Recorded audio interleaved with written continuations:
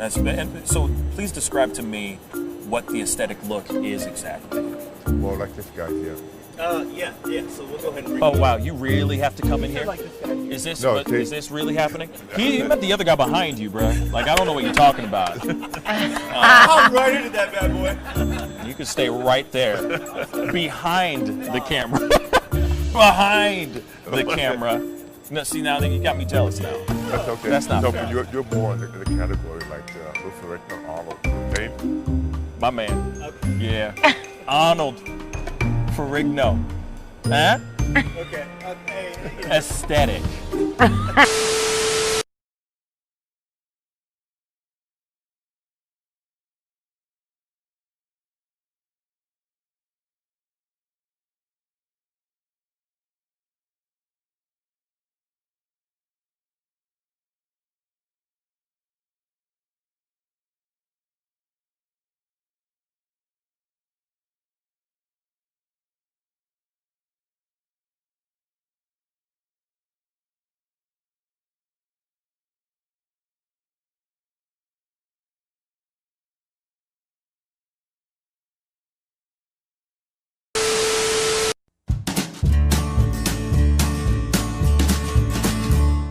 That's great, partner. You two ever go outplace everything in its proper place? That does not make sense, but we usually do go, we head to Kroger's and we work. Oh, yeah. I've got a lady waiting for me back home also. She has the most beautiful scrotum.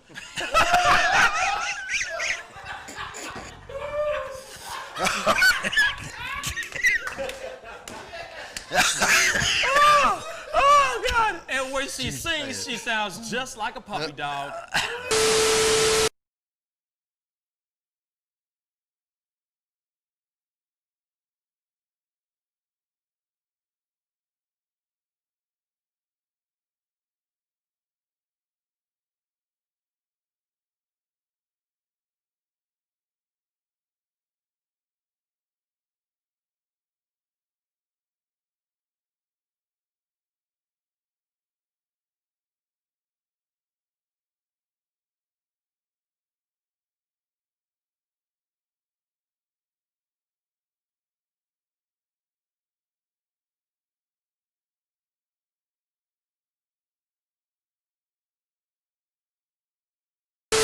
How do you nail a photo? Just gotta get in the mode. You gotta talk with your eyes. Talk with your eyes. Talk with your eyes. You Okay, gotta so have the eyes can you show me a little bit of something, like to this camera? I would love to know how to do this. I just want to know. Well, How do you do it? Teach me smile, something. You can get the sexy eyes. Then you gotta get the smile. Smile going on some shoes, but Wait, hold up. you got. I gotta when try it's this time, with when, you. it, when it's Hold time on. to laugh, I gotta try you this gotta with think you. of something funny and start laughing. Do it again. Do it again. How do you do it? Teach me. Sexy eyes. The sexy eye. This is sexy eyes right here. Smizing? Smile. So you're smizing. Smile. Okay. And then you gotta get the. No, I look like I need to take a poop or something.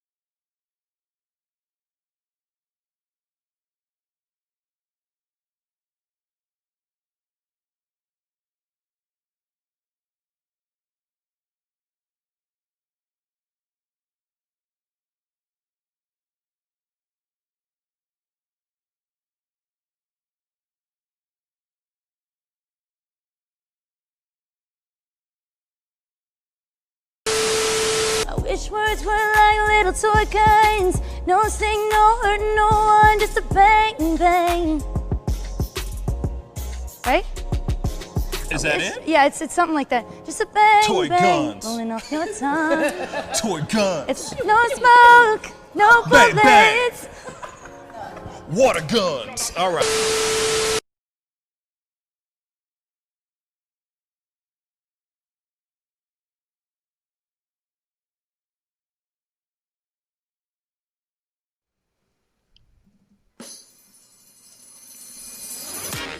Pascal, you are now rocking with that dude Pascal. We be going wild, Haitian in the building, so original. Got the haters catching feelings. Get your hands up to the ceiling and keep them held high, cause St. Louis is ready. Forget about it, goodbye. Hold up, we just saying hi. Five somebody rise up weekdays, catch us live somebody. Let's go. Good morning, everybody, and welcome to the Pascal Show. Good morning, everybody. Good morning. I hope you guys are all having a terrific Tuesday. It is Tuesday, y'all. A lot of other people will sit here and say that it is Monday part 2. I just call it Tuesday. You know, it's a day away from Monday. I know Mondays can be really, really hard. You know what I mean? You get things moving, get your life going and all that. And I got to be real. I'm happy. I got lint on my face. You know what I'm saying? Lint on my face that won't go away. But I'm happy that we're here today. You know what I'm saying? We got a lot of things to cover, a lot of things to talk about. There's a lot of other things, some new breaking news as well, which we're going to get into very, very quickly. But before we jump into all this, I want to say good morning to my brother, David. What up? What's a guan, bruh? Man, everything's good here. Just still got a bunch of ice everywhere, but other than that, nothing really interesting going on. ISIS? Ice everywhere. Isn't that the plural of ice? Like a whole bunch of ISIS? You know what I'm saying? You got ISIS around? What's going on, bro? I guess so, man. But yeah, like in the weird way of Colorado, it was like 50 degrees for a little bit yesterday, and we still have ice everywhere because it doesn't melt for some reason. That's just how it always goes here. It can be 60 degrees for like 3 weeks, and the snow will still be here. It doesn't even make sense. Hey, that's the wonderment of Denver, Colorado, right? Yeah. You know what I mean? It's that wonderful thing where as much as you want it to be sunny and not snowy, unfortunately, that's the occupational requirement of Denver. It's going to be snowy days, a lot of snowy days. You know what I mean? Yeah. But you know, I'm doing great. Thanks for asking. I'm doing good, man. Life is good. Can't complain. You know what I'm saying? There's a lot going on. There's a lot of stuff going on. Yesterday we had an amazing, yesterday's show was an amazing turnout. Wish you were able to be there. It was pretty dope. A lot of really great new faces, new names came on and were a part of the conversation yesterday. And there's a lot of things that, you know, there's a lot of conversations that we need to have today, too. So I'm really looking forward to today's show because like I said, there are so many stories going on right now, bruh. There are so many pieces of news that are going on that like I don't have time to cover it all. Like not never. You know what I'm saying? Like it's been absolutely insane. And Shay, thank you for that acknowledgement. Yes, we are in the 19,000s right now. My channel is officially at 19.2 something thousand subscribers. So I can't express the gratitude I have to everybody who's been subscribing. I really do appreciate y'all. I mean, getting to 20,000 would be freaking amazing. And so, I mean, you know, I was going to say this later, but I'm going to say right now, babies, my beautiful people out here, all your lovely, beautiful faces, please share this video, share the other videos I have. Just get the word out there, get the people to know what is going on out here, and that is the Pascal Show. I really do appreciate everybody who has decided to say, yeah, I'll hit the subscribe button. You know what I'm saying? I really do appreciate it, and it's been mind-blowing. I think we went through 18,000 subscribers in a day. We went through the entire 18,000 subscriber bracket in one day. I'm not kidding. It's been amazing. And we're now at 19.2. I'm at a loss for words. And that doesn't happen very often. You know what I'm saying? So, again, thank you all for subscribing, being a part of this family. It really does mean a whole lot. No lie. Okay? Please, for all y'all that are watching and on right now, please go follow my Discord. David, if you don't mind putting the link in the chat, that would be dope. You know what I'm saying? Because we have a Discord, and I'm starting to put out conversations and articles and videos out there to get a conversation going before I do a pop-up video or before we do a live show. So I'd love to get your thoughts on things. Also, there is a video, I forgot the name of it, like a video requests. If there's like a video that you want to see me respond to or react to, please go and hit that Discord, like download it, go into that chat forum and send me those links. You know, if it's an article that you want me to react to, that kind of thing. I'm trying to, you know what I mean? I want to start that rapport more than just this relationship here, you know, more than just the chats. You know, I want to be able to talk to you even when I'm in the gym getting a workout on. You know what I'm saying? So please download that Discord, get that Discord set up, because I'm also going to be taking phone calls and video chats over there, and I'm going to be getting rid of the phone calls here very, very soon. So I just wanted to say that really quick before we jump into these breaking news. This is breaking news right now, so I'm going to jump into that real quick. Just download the Discord. Please share. Tell people about this show. That would really mean a lot. Be great to have you guys a part of the show and part of the family. Anyway, breaking news. Breaking news. They have sent issues of articles of impeachment. David's got the story. What's going on, man? All right, so they are basically looking at multiple ways to try and get rid of Trump, especially the House Democrats. They're both looking at articles of impeachment as well as the 25th Amendment. Right now, the 25th Amendment thing, they're still kind of waiting on. Basically, what they did with that one was that they asked Pence specifically to step in and invoke the 25th. But so far, it doesn't look like he's going to do that. And so the House, behind Nancy Pelosi, is working on articles of impeachment, which they're going to release, I believe, tomorrow. And not articles, sorry, a single article of impeachment for incitement of insurrection, for the siege on the Capitol building, which he has allegedly just partially acknowledged responsibility for when he was speaking to some of the Stop the Steal people. So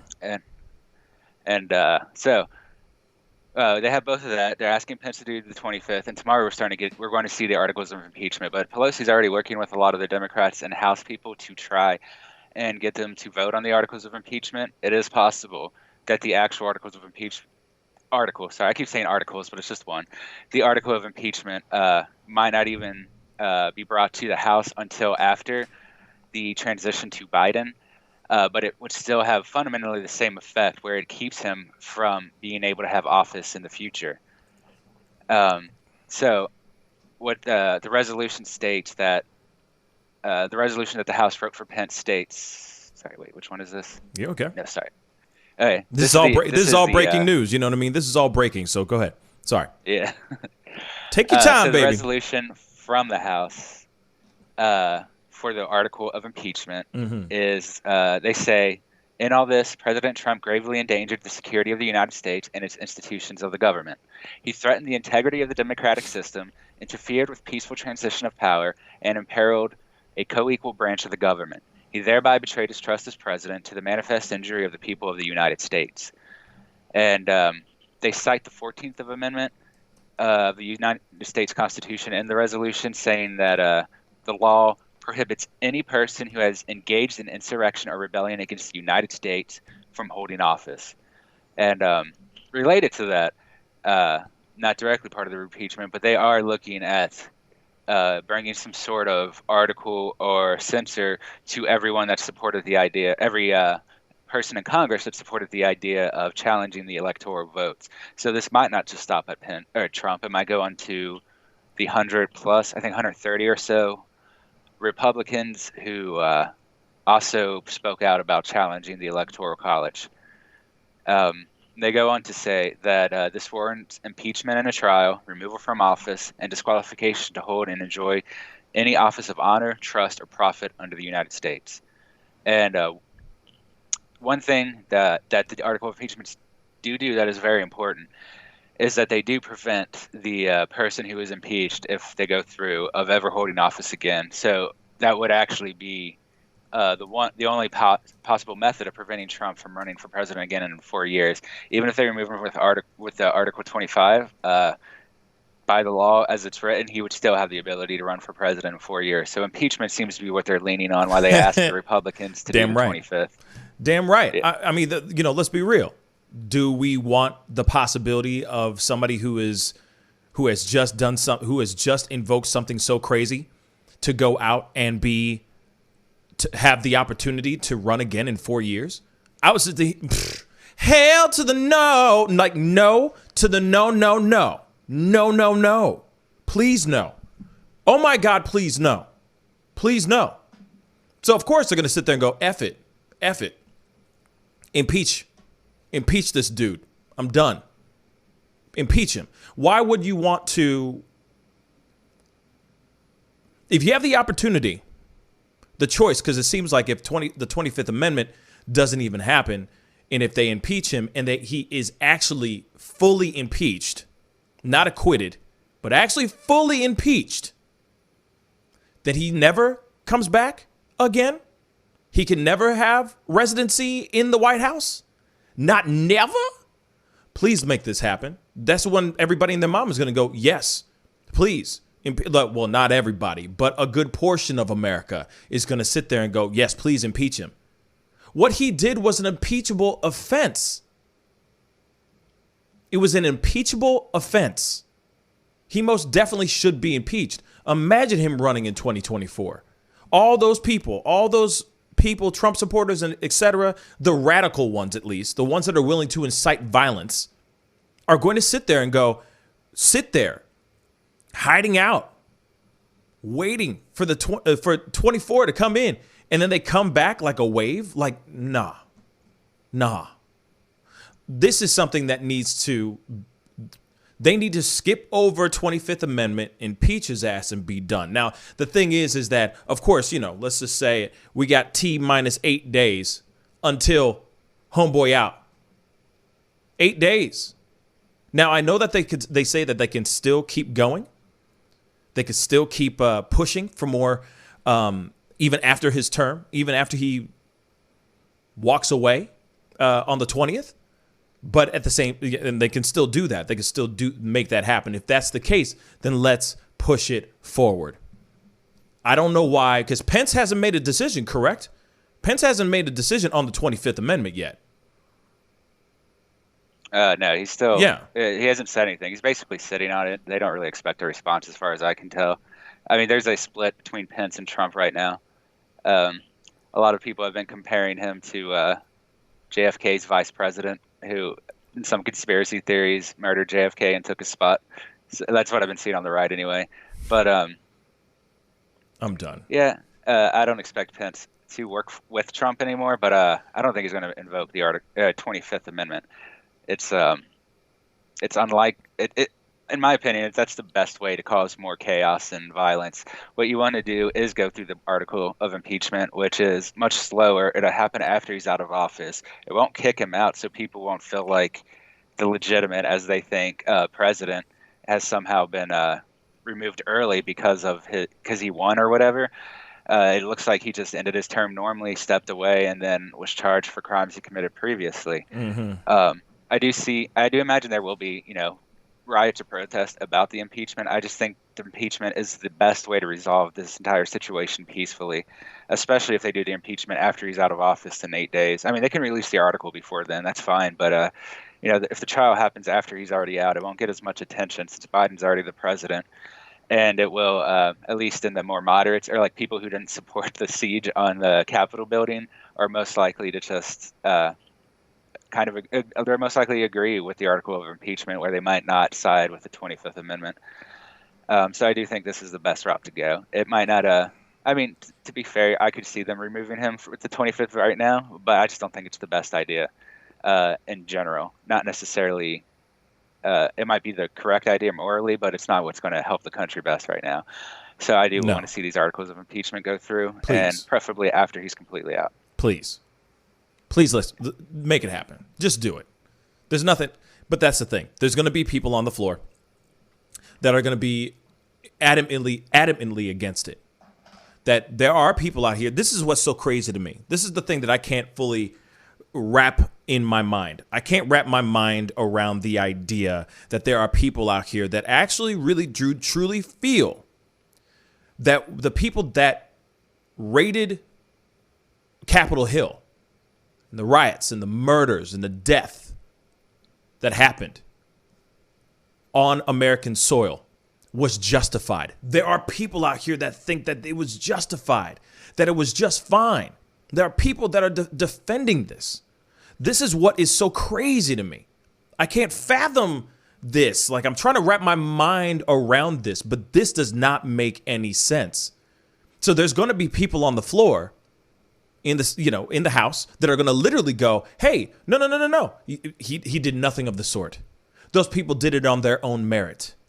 Well, I beg to differ. Please impeach his ass. Impeach dead ass. He will be the first president to ever be impeached not once, but twice. 2 times a lady. 2 times, baby. So, if that happens, please, let's do this, please. I feel like if you get impeached twice, it's almost like the 3-strike rule that they'd like to put on a lot of black people. You know what I'm saying? To throw them in jail forever.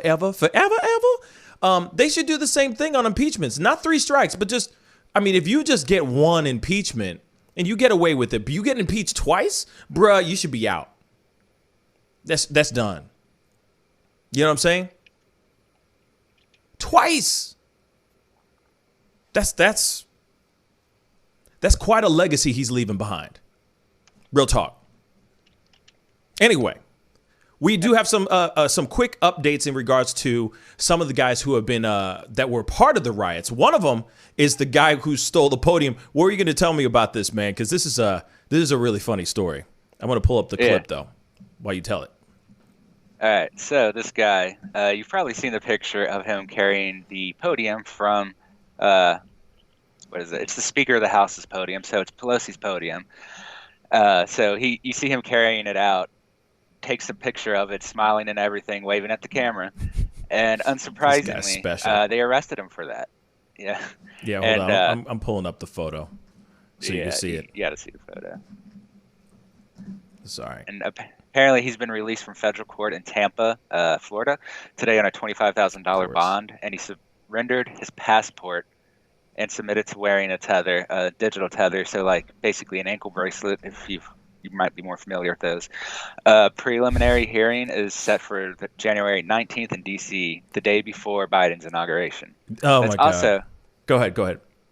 And also on the 20th, I do want to point out, is the day that there's supposed to be Trump rallies at all these major places. So his trial will be happening at the same time as those major rallies that the FBI is keeping track of through all of these areas, because it is expected to be in D.C., most major cities, really.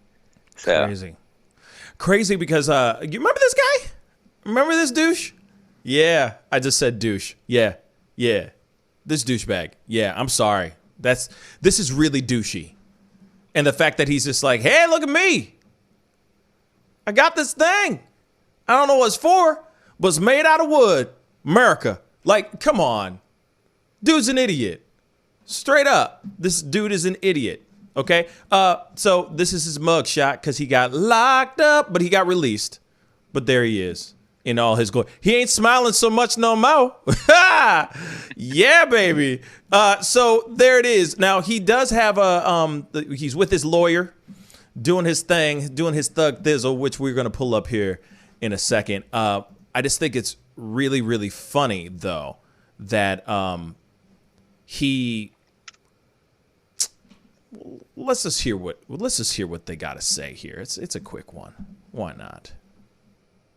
Part of what you have to, factor into is, again, you just have to drill down on what actually happened. You have a photograph of our client, in a building, unauthorized to be there with, what appears to be a podium or a lectern. I'm not exactly sure which one it is called, but that's what we have. Obviously. My bad. This is not him. They both have long hair. This is his lawyer. Maybe they're brothers. Maybe they're twins. Conspiracy theories. That presents problems for you as a defense attorney in that you have your client in the building at the time of the break-in. I don't know how to else explain that, but that would be a problem. I'm not a magician, and neither is Mr. Bigney. So we've got a photograph of our client who would appears to be inside the federal building or inside the Capitol with government property. I love his wording. We got the photographs and it's showing him that who appears, where my client who appears to have the podium. That is his face. That is his face waving at the camera. I'm sorry. I'm sorry. Go ahead. What are you going to say, David? He's also, let me bring that article back up, but he's been asking for organic food because he wants better food than what they offer him. And at the same time, one of his buddies, I don't know if it's real buddy. I thought it was the Last of Mohicans dude. I thought it was the Braveheart, the Republican Braveheart dude that was asking for organic food. Real talk. Now you got me looking well, he was this refusing to eat. They both seem to want. So that is the other story. That guy, Jake and Jelly, I believe, he was refusing to straight out eat because it wasn't organic. So he's going into I forget what they call it, like starving himself as protest. Yeah. And he hasn't eaten since Saturday. It's moronic. Yeah. Well, he believes he's a shaman, so he needs to eat. Yeah, he thinks. Hold on. Let me pull this up because I got it right here. This is ridiculous, guys. Here it is. Jacob Chansley, aka Jake Angley, Arizona or Amazon man. Excuse me, Arizona man makes his first court appearance and changes related to storming the U.S. Capitol. His mom says he hasn't eaten since Friday because the detention facility won't feed him all organic food. So this dude, Last of the Mohicans looking ass, or Braveheart, you know what I'm saying? Save America, Braveheart. They'll take our land, but they'll never take our freedom. This guy wants organic food. He is straight up not eating because he's not getting the 5-star treatment, let's just say. I wonder what his Yelp would look like. You know what I'm saying? His Yelp review on the jail that he's locked up in. You know what I mean? That would be funny as hell. But that's real. That is real. Then that's one of the guys, real talk, sitting here going, hey, I'm angry because, and I'm not going to eat all this because I eat organic food. Now, don't get me wrong. The dude is in good shape. He's in great shape. Good looking skin. You know what I mean? The skin's glistening and stuff. The tattoos be popping. But at the same time, you eat what you going to eat. You in prison. How you getting the 5-star treatment, bruh? You are a criminal. You know what I'm saying? What are you going to say, David? I'm sorry. I agree. This is a perfect example of that. Did you cover the guy that was kicked off the flight and called a terrorist? Yes. I did. I did that as a pop-up for show. And the thing is like there's going to be a lot of people that feel entitled. There's always this level of entitlement. All those people that raided and started that riot and killed people. Muerte. Inside of those buildings and on the steps of Capitol Hill are all entitled sons of bees. Just saying it. Sorry, not sorry. Them are the truths. That is wrong. What they did is wrong. And the fact that this is just a perfect example of how entitled some of these people really think they are. One thing I find really crazy is that any person is willing to sit there and go, hey, I stole a piece of government property whilst invading, whilst being an insurrectionist. there's no reason. I mean, except to get a lawyer to maybe lower your sentence, you should be like pleading guilty instantly. You're caught red-handed. You know what I'm saying? You're caught red-handed, baby. There's no way around this. Y'all need to try harder. David, go ahead. I mean, it is. I mean, we should expect a lot more of this, honestly, because FBI has listed that all 50 states are pretty much planning to have armed protests over this on the 20th during Biden's inauguration. So this is probably not the end of it. We're going to see more of this kind of stuff on the 20th. I doubt. Well, I don't really doubt anything at this point, but Trump probably won't encourage them in the same way he did before, hopefully. I mean, he's been mostly silenced from social media and the news, so I don't see how he would. Well, he has been silent from social media and the news because he can't use any social media at all. So, except for YouTube. By the way, hey, what's up, YouTube? He can still use YouTube for the most part, unless YouTube turns around and says, nah. You know what I'm saying? So, that's the only reason why he's quiet right now. Or he's just laying low until he just finishes out his term and chucks up the deuces and is out. You know what I mean? Yeah. Speaking of which, we got to segue into this next part for sure. We got to jump into this piece. We got to go into the top story because at 10 o'clock, we do have an interview with Dr. Bex. He's a pharmacist. We're going to be talking about the vaccine, coronavirus, you name it, about everything that surrounds COVID-19. So be on the lookout for that. That's coming up here in the next 20 minutes or so. But we got to jump into this next piece. Parler is suing Amazon. And we got to talk about this, y'all. It is, as you already know, Amazon has been shutting down. I mean, sorry. Well, actually, Amazon, Apple, Google have all just dumped that app from their sites. Now, Amazon is the server that's been using, that Parler has been using so that they can use, so that people can utilize their app. Now, Amazon has taken them down as well, inciting of course, there's been incitement of violence and etc. This is as they say, Parler is a freedom of speech platform or app, but a lot of people were using it. A lot of Republicans, a lot of conservatives, a lot of radical rights were using it for a place to conspire and chop it up, let's just say. So we have got to see this clip because there's a clip that we got to take a look at. This is from Fox News. They're just kind of inciting that that Parler is going to be suing Amazon. Let's check this out. Suing Amazon for kicking the app off its cloud server. In the meantime, Parler suing Amazon for kicking the app off its cloud server. I want to bring in Fox News contributor and former assistant U.S. Attorney Andy McCarthy. This is brand new news, Andy. Just happened about an hour ago. What do you make of it? They allege there's a monopoly. You can't stifle them. What do you think? Do they have a case? I think, Bill, that this is an unusually brazen amount of what looks like collusive activity between the big tech companies in connection with this one target, Parler, where when you marshal it, it doesn't really take a rocket scientist to put this together and say, they're trying to do a knockout punch on this business, which is a potential competitor of theirs in certain contexts, particularly Twitter. So I think it's surprising because you don't usually get this kind of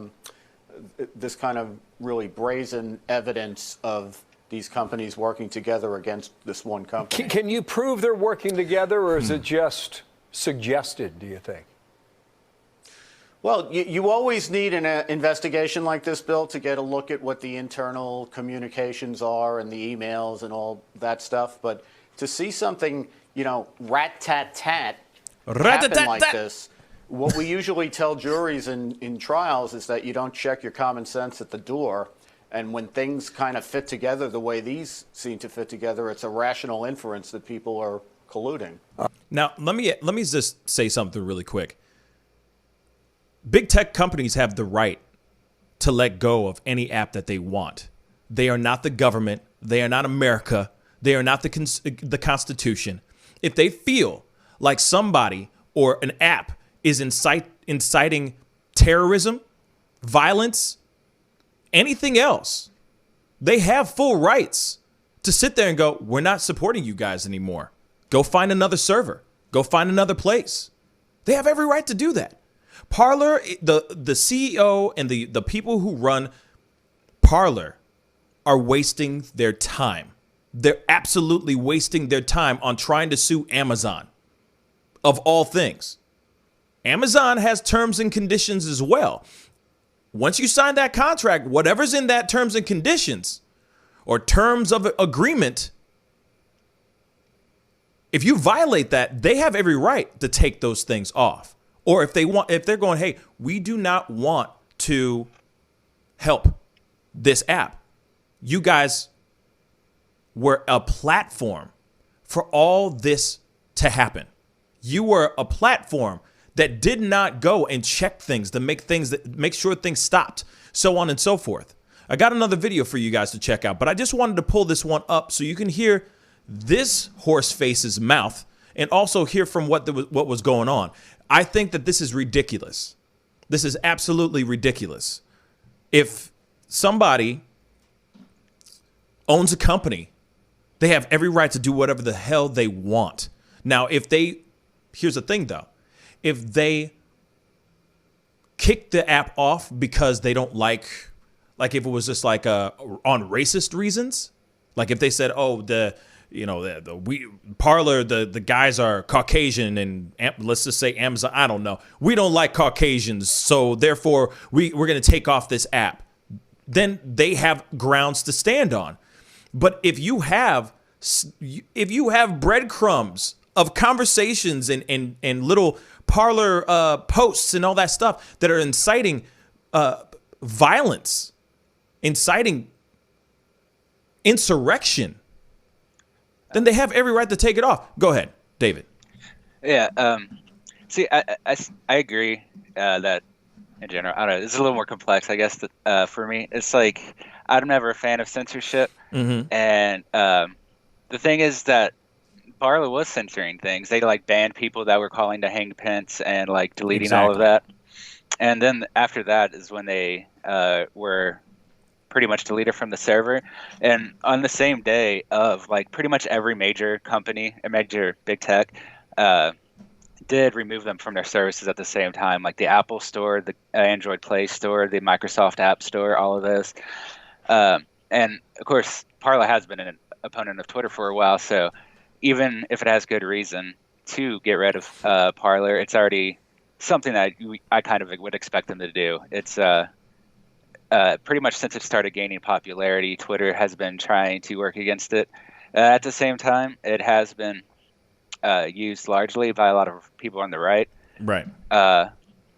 Including the people that were supporting the attacks on the Capitol. I mean, you see that on Twitter too. I think that it's not having as much of effect as Amazon hopes, because after Twitter banned Trump and about 100,000 people in the same day, a lot of them tried to join Parler and the entire website broke. It's not able to handle that many people, so it wasn't functioning anyway. Right. When Amazon closed the server.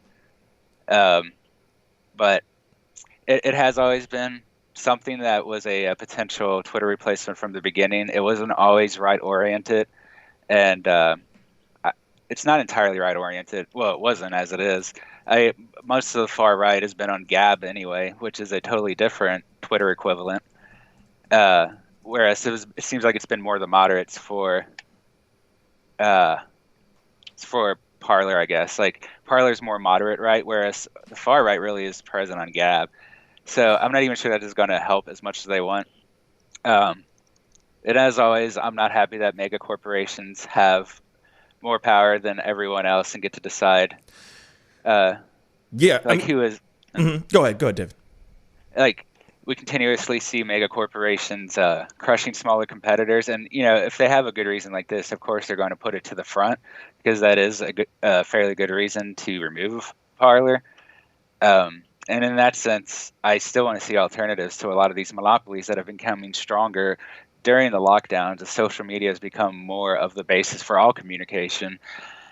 I don't necessarily think Parler was that option, but we're going to keep seeing new ones. And by just blocking Parler, all they've done is made Gab more powerful and more far right. And they don't block people saying hang Trump or hang Pence like Parler has, because Parler has been blocking people that have been promoting violence, which is why a lot of the far right went to Gab instead. Right. And I mean, let's just point this out too. On top of what you just said before, you said people are going over to Gab. And if they want to go over to Gab, by all means, go ahead and do your thing. But if you're going to incite violence, if you're going to incite craziness, then, you know, Gab might be another place, or Telegraph, because there's another one called Telegraph that's starting to get a lot of a lot of a lot of people going on and downloading it too. But it's another conservative right wing, or basically it's another app where a lot more conservatives are going to so that they can actually speak their minds and say what they want to say. But, you know, Parler, Lynn Wood was saying stuff, inciting violence, saying we got to drag Mike Pence out and shoot him down like a shooting gallery or whatever they said. You know what I mean? There's some crazy stuff that's going on with this stuff, for real. You know, and it's And I understand like big tech having control over X, Y, and Z. I get that. I don't think it's right either. But I also do feel that if you are going to incite something that's going to rise people so much that it brings everybody to your front lawn, man, something needs to be looked at. I'm not sitting here saying that people shouldn't have freedom of speech. Not at all. You have freedom of speech outside in the world. Today, right now, where, you know, if I turn off this microphone and talk, but if you are using a platform, an app that is saying, hey, these are the terms and conditions, here are the things, guidelines, you cannot incite this, this, and this, I'm sorry, you're going to get cut off. You're going to get put down. This is something that started insurrection. I don't blame big tech companies being like, whoa, we don't want any part of this. We got to wash our hands clean of this. This is like a sports athlete, big time sports athlete doing something heinous, doing something crazy. And then Pizza Hut and Pepsi and Coca-Cola and Reebok and Nike all of a sudden say, we're not endorsing you anymore, buddy. Sorry. What you did was just ridiculous. It's the same freaking thing. Hold on. We got more. I'm sorry. We got a little bit of time, so I gotta crush this in. This is from the CEO, Parler CEO himself. Yes, this is Tucker Carlson. He is having an interview with this guy and talking about what they're gonna do and his reaction to the big tech ban that's happening to him right now. Parler, we're happy to have him on the show tonight. John, thanks so much for coming on. I have to start at the end and ask you if since you built this application as a kind of safe space for freedom of speech, did you ever imagine that Amazon Web Services could or would shut you down in an instant? Thank you for having me on. I've theorized about it. You know, we've definitely theorized about it. You just never think it'll happen, though, right? You know, and what's really interesting is that they all did it on the same day, those three, without any prior warning. We woke up on Friday thinking business, well, never business as usual at Parler, but at least as close to usual as possible. We were #1 on the App Store. We had 7 million, almost 7 million unique people on the app that day. It's crazy. And we get a notice, you're in violation of our freedom, terms, one after another. But we found out first, in some cases, not from the companies, but from BuzzFeed. We didn't get a notice from Google. We read it online in the news first. And that is shocking. And then after they set that example, we get an email after email. It's almost like you were just waiting. Who's going to be next? Dumping us. Everybody. The last thing we have right now is email. And I bet you within 24 hours, our email will be shut off too. Let me just say this. Like I just said again. These guys should not be surprised. I get that they have freedom of speech, that they're promoting. That's their angle. Hey, you could go on this page, this app, and speak your mind, and you have freedom to say whatever the hell you want. But when that ball that little snowball rolls and turns into a huge, gigantic boulder where people go down and try to are inciting violence, that are literally saying, hang Michael Pence, kill Nancy Pelosi, all this stuff.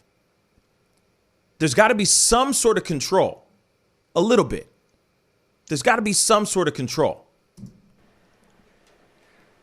I just got to ask you, because I think this is a referendum on American society and where we are and where we're going. The left used to stand up for civil liberties. The famously moderate Joe Manchin approves of this. Apart from Glenn Greenwald and Michael Tracy, God bless them both, I haven't seen any liberals stand up to say, wow, this is really scary. Have you? I'm not sure. I mean, I've seen a lot of people say that this is scary, but I've also seen a lot of people who are participating in the 5 minutes of hate and kind of egging it on and cheering, and it's disgusting. Okay. I've had enough of this, because obviously it's him saying just ridiculous stuff. But you got to remember, if liberals, if the left are sitting here going, hey, we have our rights, like sitting here trying to defend certain things, that's one thing. But when you have something that is going on another level of saying, hey, we want to bring violence and mayhem to people, every person. This is not a partisan argument. You know what I'm saying? This is not a biased issue. This is something that we should all be talking about. We should all be going, hey, whoa, there's a line. There's most definitely a line. And when you start going and trying to talk crazy and trying to cross that line, and you have thousands upon thousands of people that are saying the same thing and talking crazy, I'm sorry, even liberals are going to sit here and back up and go, wait a second. No, I'm sorry, hold up. Time out. This is not right. David, what were you going to say, my brother? I was just going to say that Parler does delete those posts. Len Wood's post was deleted. The post calling for Pence to be hung were deleted. They've been deleting the posts, and at the same rate that Twitter's been blocking those people. So it's against their own rules to promote unlawfulness, and they do delete posts that promote unlawfulness. Okay. That's the thing. That's news like, to me. If you went on there, Lynn Wood's posts are gone. A lot of the posts from Now. Donald Trump Jr. are gone. Now. Yeah, I mean, well, now they're gone completely. Cause Right.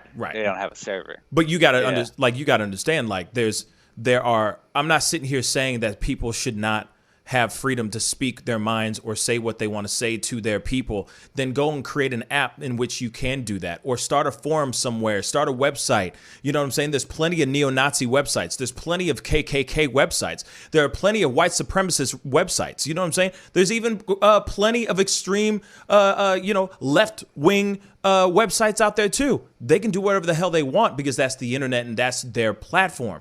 But if you are going to go, like for example, with Parler, homeboy, CEO, my dude, not really my dude, but you know what I'm saying. Yo, all you got to do is go and find another server and you're good. You just got to go or you go and you build out your own server. And then you're done. Then you can do whatever the hell you want. You'll probably get slapped with a lot of lawsuits as time goes on. But hey, you still have that. You see what I'm saying? Like, this is not like they shouldn't be going, oh my God, it's a travesty, and I've just been, liberals are being hypocrites right now. This is violating our constitutions and blah blah blah. Nah, First Amendment and all that. Okay, fine, sure, but when you're working underneath another company, and that company is seeing that all the BS came from your platform, they don't want to have their hands on it. They're trying to dust their fingerprints off and everything. They're going, hey, somebody take it out. Hot potato, take it. I don't want this. Like I said, it's just like you endorsing an actor or a movie star or an athlete or something like that. You're sitting here and suddenly he's done some heinous crime. You think that Nike wants to stay behind a murderer? Or an R word? Or a P word? No! They go, thank you. We're walking away. Or if they say some racist crap on Parler or on Twitter or something like that, They don't want their hands on it anymore. Parler is a bad look for any company that is has it on their download app, app, or or if they're serving it. You know what I'm saying? There's certain levels that you got to be. There's certain things you got to do. And I know, like, DOAV version 2.0 just said this is a unique situation. Abso-freaking-lutely. This is not a situation where this is every day where Amazon just wakes up and looks at an app and goes, they said the SHT word and they said an R word and they said the N word. Pfft, let's just kick them off. No.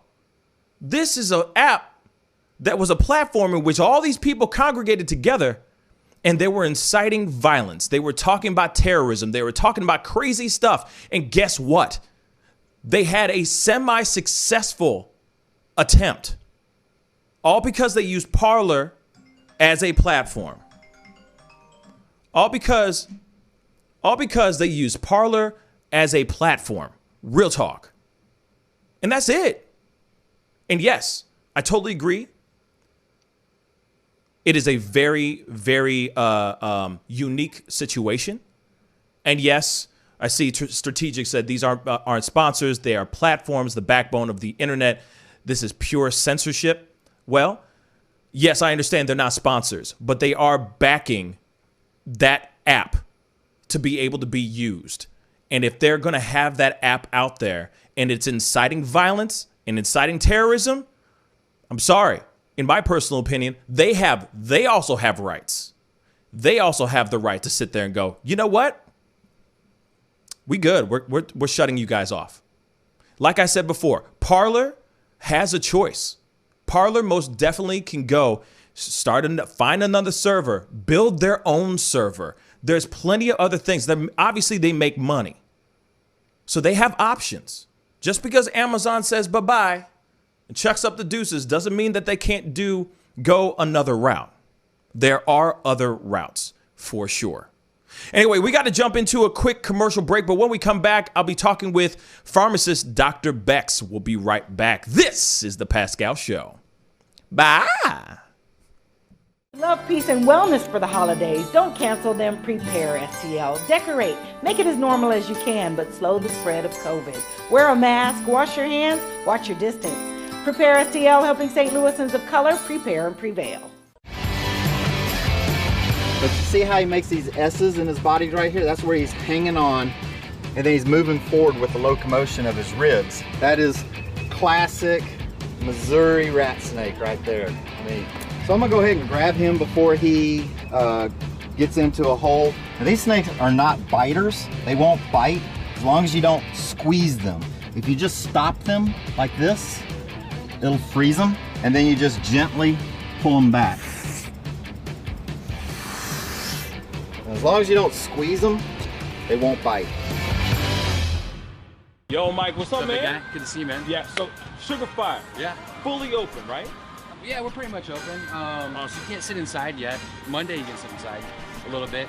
We'll have 25% of the tables inside, and then we're letting it rip outside. So I know that there's a lot of people really concerned about staying safe and all of that. So what are you guys doing in regards to that? Well, we have extra people to clean and rub everything down all the time. Everybody inside's wearing masks. And we have little stickers on the ground so everyone can stay 6 feet apart. Right on. The tables are all spaced out, inside and outside. Sugar Fire, open in full effect right now. They're staying healthy, they're staying clean. Go get you a rack of ribs. Sugar Fire, open right now. Thanks.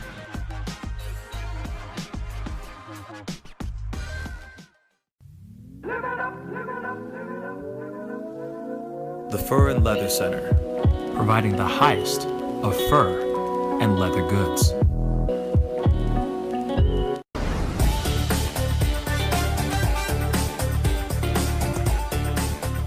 You're gonna perform tonight? I can't make this interview boring because this man is too exciting as a host. And I'm truly saying this, and if y'all can't do this, me and this man here is gonna leave and go somewhere else where we can get some love. I want everyone in the building to say, I love Pascal on the count of 3. 1, 2, 3. Wow.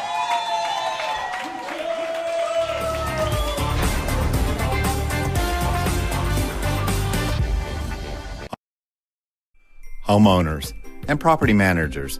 If you're looking for effective and humane ways to remove wild animals and deal with the damage that they have caused, we have good news for you. Introducing Wildlife Command Center, a professional nuisance wildlife management company specializing in providing animal removal for residential, industrial, and commercial clients. We are the only wildlife company that checks 70 different areas on a structure to determine the answers to the following questions. Exactly which animal are we dealing with? How is the animal getting inside the home? What kind of damage is the animal doing to the structure? Once we get the answers to all of these questions, we develop and write up an action plan to resolve the animal issue completely and provide a quote to implement that action plan. We perform a very in-depth 70-point wildlife inspection. From visually inspecting the highest point, the chimney, to physically crawling inside the attic space and looking for animals, chewed wires, fecal matter, chewed structural wood. We inspect everything. Our inspection process covers all of the following 70 points: animal-proof chimney cap, roof ridge vents, roof to soffit junctions, dormer fascia, attic gable vents, gutter lines, fascia trim, garage door, utility penetrations, water, gas, electric, and cable, bathroom vents, attic roof ridge vents, attic electrical, wiring, junctions, boxes, and lighting, concrete decks, additions, wooden crawl spaces, basement plumbing, penetrations, ceiling, floor, and wall. Wildlife Command Center's mission is to deliver the finest quality wildlife removal and pest control service that is safe for the environment. For more information, call us now.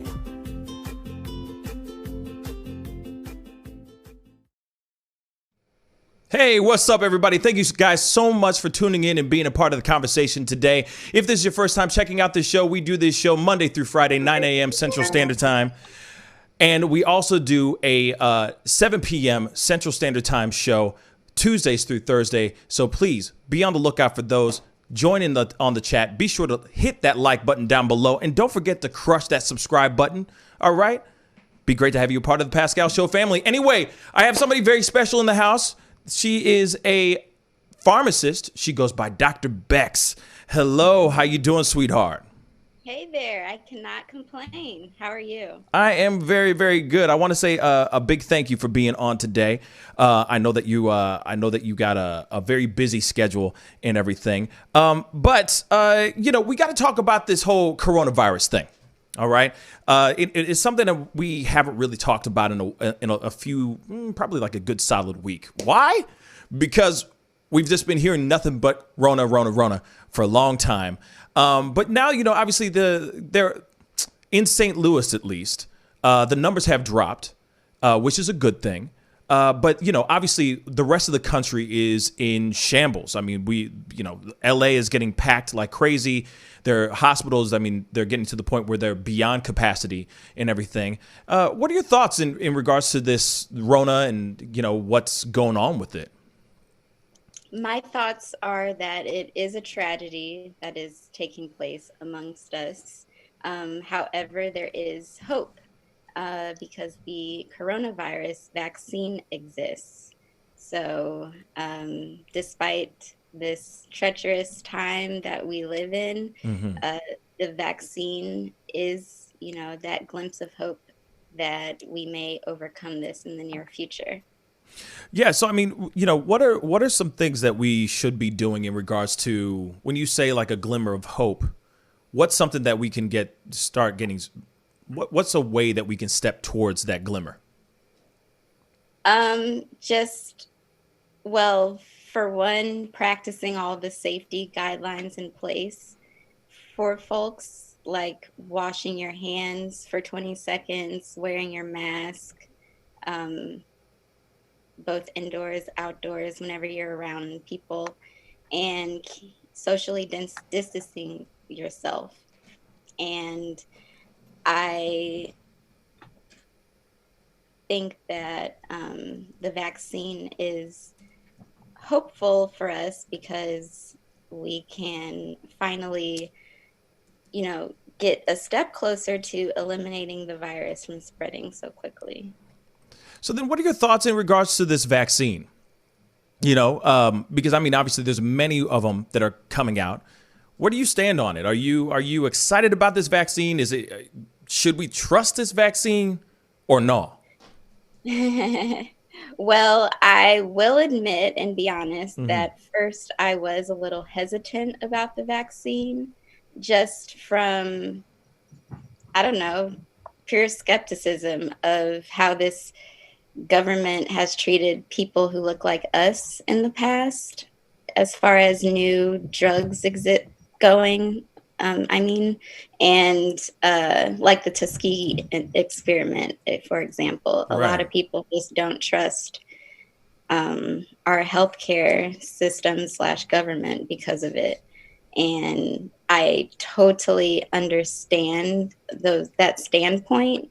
And I just counter argue that with, well, now there's science. Now we have the tools and mindsets and brainiacs alike all together in one who've created this vaccine that could save millions of lives.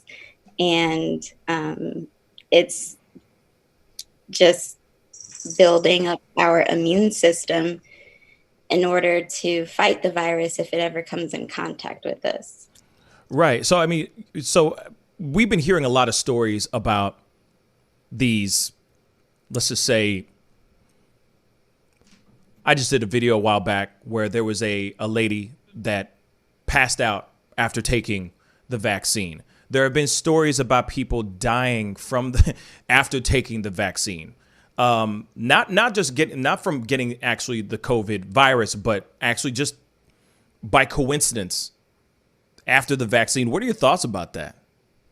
I'm with you on the coincidence word. I think those were just matters of coincidence. And, passing out after a vaccine, I think that deals more with their anxiety of probably getting shots or something. Or it could be a medical condition. Who knows? But for the most part, vaccines are very safe and do not come with death as a side effect. Rather, safety as a side effect. But with the COVID-19 vaccine in particular, the side effects are just mild to moderate in severity. So, and they resolve within a few days. And the number one side effect that people feel is pain at the injection site. And that will last a few days. And the second on the list is just tiredness or fatigue. And lastly, a headache. So those are the main side effects that people have been feeling after taking this vaccine, but they do reside in a few days. But I do have to be honest and say that there are some symptoms that do mimic the illness, such as nausea, chills, fever, and like muscle pain or weakness, like that feeling when you get sick. Yeah. And those are the badder side effects, if that's the word, the worst side effects. and again, those do resolve in a few days as well. But it may, people may say, "Oh, I got the virus after taking the vaccine," but that's typically just the body responding to the vaccine.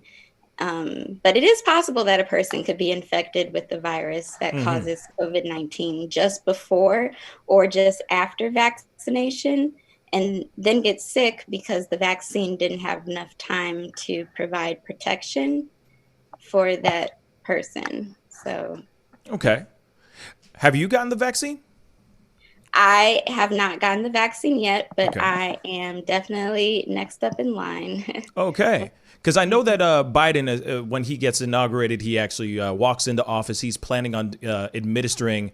His plan is to get about 100 million vaccines out there for people to actually get vaccinated.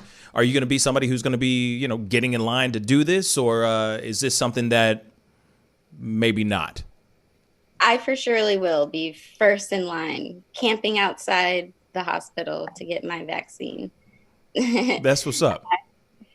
Just because I believe in science and safety for all. It's not just about me. It's about the people around me. Right.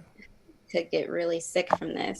So true. I'm trying to, kind of put pride and fear aside and put safety first. I totally agree. Well, when it comes to, I understand that you want to take it for the sake of your family members, people that are around you, that kind of thing, and just keeping people safe, your loved ones, your elders, that kind of thing. But what about just holding out for like a vaccine part 2, version 2.0? What are your thoughts on that? Maybe just waiting out.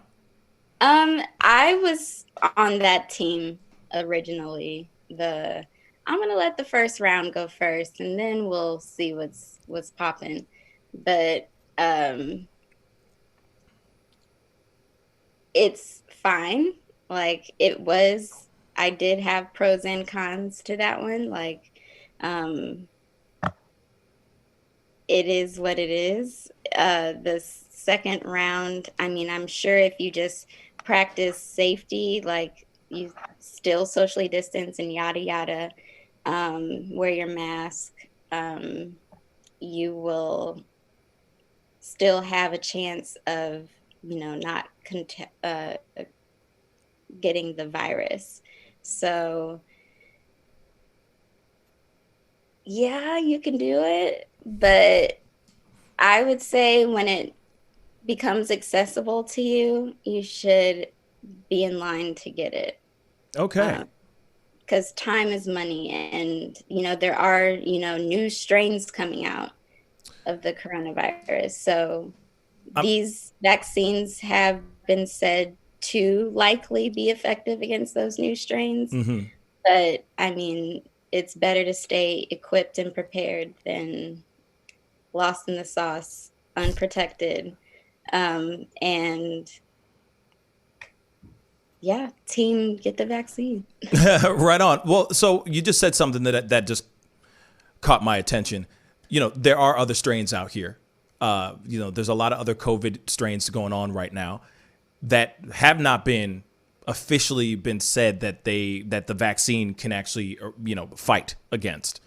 Should somebody still take the vaccine even if there's other strains? I mean, there's obviously the UK strain is starting to spread in America right now as we speak. They have not said anything about the vaccine working against this new strain. So should somebody take this vaccine if there's another wave of some other strain coming out here, the super COVID they've been calling it?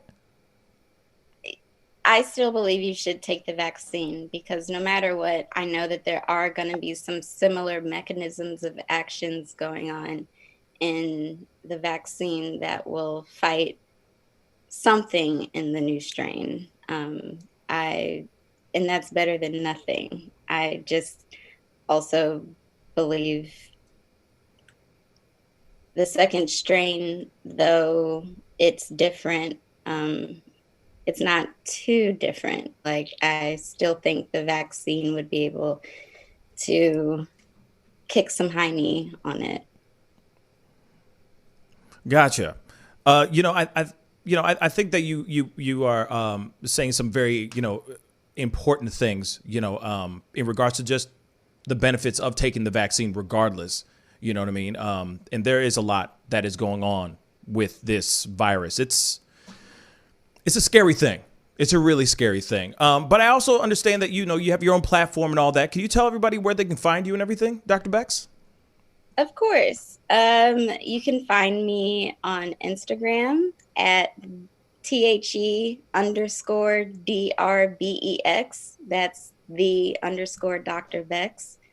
And Twitter, I believe, is the same handle. And Facebook, I usually just stay away from Facebook, so don't even worry about that one. I feel you. Well, Dr. Bex, thank you so much for coming on and spitting some knowledge on this whole COVID vaccine issue. You know, I think a lot of us need to hear a little bit more about this vaccine and, you know, what's the positive side of it and all. So I really appreciate you putting in your 2 cents. Thank you. Of course. It was my pleasure, and I'm honored. We got to go into a quick commercial break, but when we come back, it's What the Hell Did I Just Watch with Arnold Schwarzenegger's speech. So stay tuned. We'll be right back. This is The Pascal Show. Bye. You love peace and wellness for the holidays. Don't cancel them. Prepare, STL. Decorate. Make it as normal as you can, but slow the spread of COVID. Wear a mask. Wash your hands. Watch your distance. Prepare, STL, helping St. Louisans of color prepare and prevail. But you see how he makes these S's in his body right here? That's where he's hanging on, and then he's moving forward with the locomotion of his ribs. That is classic Missouri rat snake right there. So I'm gonna go ahead and grab him before he gets into a hole. Now, these snakes are not biters. They won't bite as long as you don't squeeze them. If you just stop them like this, it'll freeze them, and then you just gently pull them back. As long as you don't squeeze them, they won't bite. Yo, Mike, what's up, man? Guy? Good to see you, man. Yeah, so Sugar Fire. Yeah. Fully open, right? Yeah, we're pretty much open. So you can't sit inside yet. Monday you can sit inside a little bit. We'll have 25% of the tables inside, and then we're letting it rip outside. So I know that there's a lot of people really concerned about staying safe and all of that. No, so what are you guys doing in regards to that? Well, we have extra people to clean and rub everything down all the time. Everybody inside's wearing masks. And we have little stickers on the ground so everyone can stay 6 feet apart. Right on. The tables are all spaced out, inside and outside. Sugar Fire, open in full effect right now. They're staying healthy, they're staying clean. Go get you a rack of ribs. Sugar Fire, open right now. Thanks.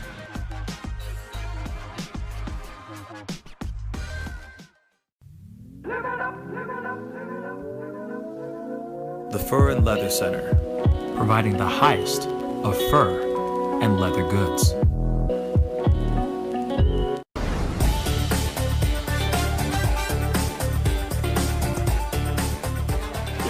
I'm sorry, I can't make this interview boring because this man is too exciting as a host.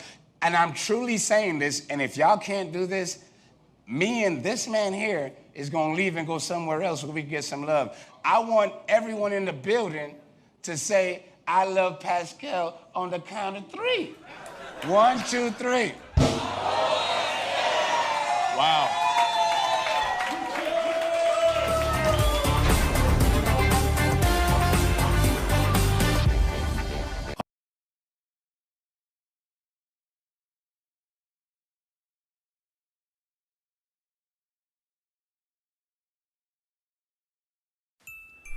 Homeowners and property managers, if you're looking for effective and humane ways to remove wild animals and deal with the damage that they have caused, we have good news for you. Introducing Wildlife Command Center, a professional nuisance wildlife management company specializing in providing animal removal for residential, industrial, and commercial clients. We are the only wildlife company that checks 70 different areas on a structure to determine the answers to the following questions. Exactly which animal are we dealing with? How is the animal getting inside the home? What kind of damage is the animal doing to the structure? Once we get the answers to all of these questions, we develop and write up an action plan to resolve the animal issue completely and provide a quote to implement that action plan.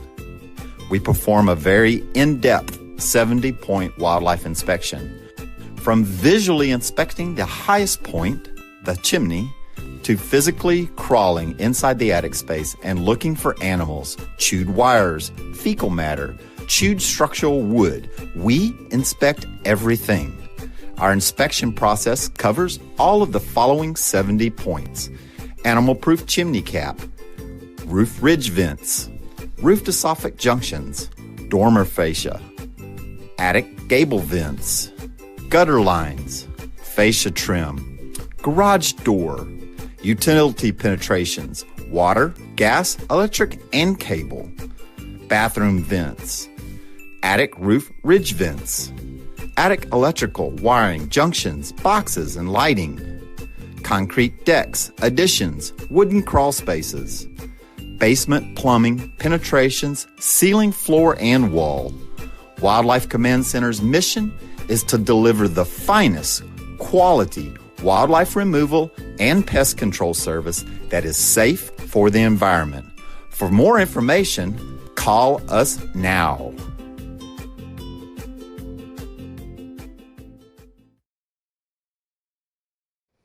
Hey, welcome back, guys. Thank you guys so much for tuning in and being a part of the conversation. Like I always say, if this is your first time checking out this show, please go crush that subscribe button. That would really mean a lot. I do this show Monday through Friday, 9 a.m. Central Standard Time, and I do a night show at 7 p.m. Central Standard Time, so I will be on tonight at 7 p.m., so be on the lookout for that. So go, jump into the chats on the side or down below, whatever platform that you are watching this on, and join in on the Pascal Show family chat. It would be great. Also, please crush them likes down below. Get them likes up. Please get them likes up. That would really, really mean a lot. We got to jump into this next story. This is, or this next video. This is something that I found very, very interesting. We got a message to the people from Arnold Schwarzenegger? Bruh, we got to look at this video.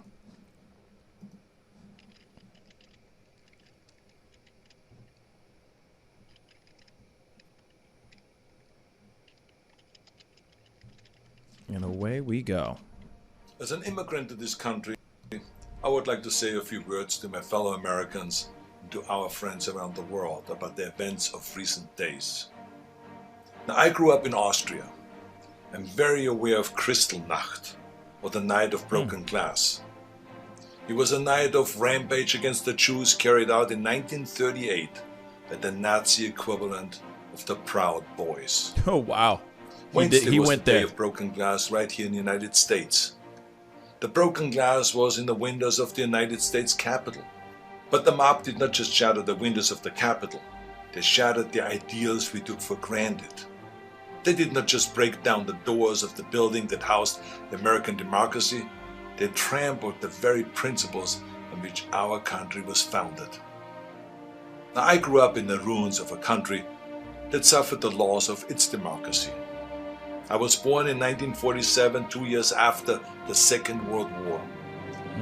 Growing up, I was surrounded by broken men drinking away their guilt over their participation in the most evil regime in history. Not all of them were rabid anti-Semites or Nazis. Many just went along, step by step, down the road. They were the people next door. Now, I've never shared this so publicly because it is a painful memory. But my father would come home drunk once or twice a week, and he would scream and hit us and scare my mother. Oh. I did not hold him totally responsible because our neighbor was doing the same thing to his family, and so was the next neighbor over. I heard it with my own ears and saw it with my own eyes. They were in physical pain from the shrapnel in their bodies and in emotional pain from what they saw or did. Yo, this is kind of heavy. Sorry, this is heavy. Damn. Yeah. I'm going to continue. But he just basically said that his dad was a drinker and was abusive. That's some heavy stuff. It all started with lies and lies and lies and intolerance. So being from Europe, I've seen firsthand how things can spin out of control. I know there is a fear in this country and all over the world that something like this could happen right here. Now, I do not believe it is, but I do believe that we must be aware of the dire consequences of selfishness and cynicism. President Trump sought to overturn the results of an election, and of a fair election. He sought a coup by misleading people with lies. My father and our neighbors were misled also with lies, and I know where such lies lead. President Trump is a failed leader. He will go down in history as the worst president ever. The good thing is that he soon will be as irrelevant as an old tweet. Damn. But what are we to make of those elected officials who have enabled his lies and his treachery? I will remind them of what Teddy Roosevelt said. Patriotism means to stand by the country. It does not mean to stand by the president. Now, John F. Kennedy wrote a book called Profiles in Courage. A number of members of my own party, because of their own spinelessness, would never see their names in such a book, I guarantee you. They're complicit with those who carried the flag of self-righteous insurrection into the Capitol. But it did not work. Our democracy held firm. Within hours, the Senate and the House of Representatives were doing the people's business and certifying the election of President-elect Biden. What a great display of democracy. Now, I grew up Catholic. I went to church, to Catholic school. Me too. I learned the Bible and my catechism and all this. And from those days, I remember a phrase that is relevant today. A servant's heart. It means serving something larger than yourself. See, what we need right now from our elected representatives is a public servant's heart. We need public servants that serve something larger than their own power or their own party. We need public servants who will serve higher ideals, the ideals in which this country was founded, the ideals that other countries look up to. Now, over the past few days, friends from all over the world have been calling me distraught and worried about us as a nation.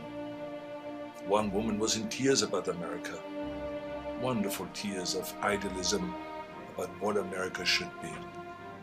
Those tears should remind us of what America means to the world. Now, I've told everyone who has called that as heartbreaking as all of this is, America will come back from these dark days and shine our lights once again. Now you see this sword? This is the Conan sword. Bruh, he put out the Conan sword, man.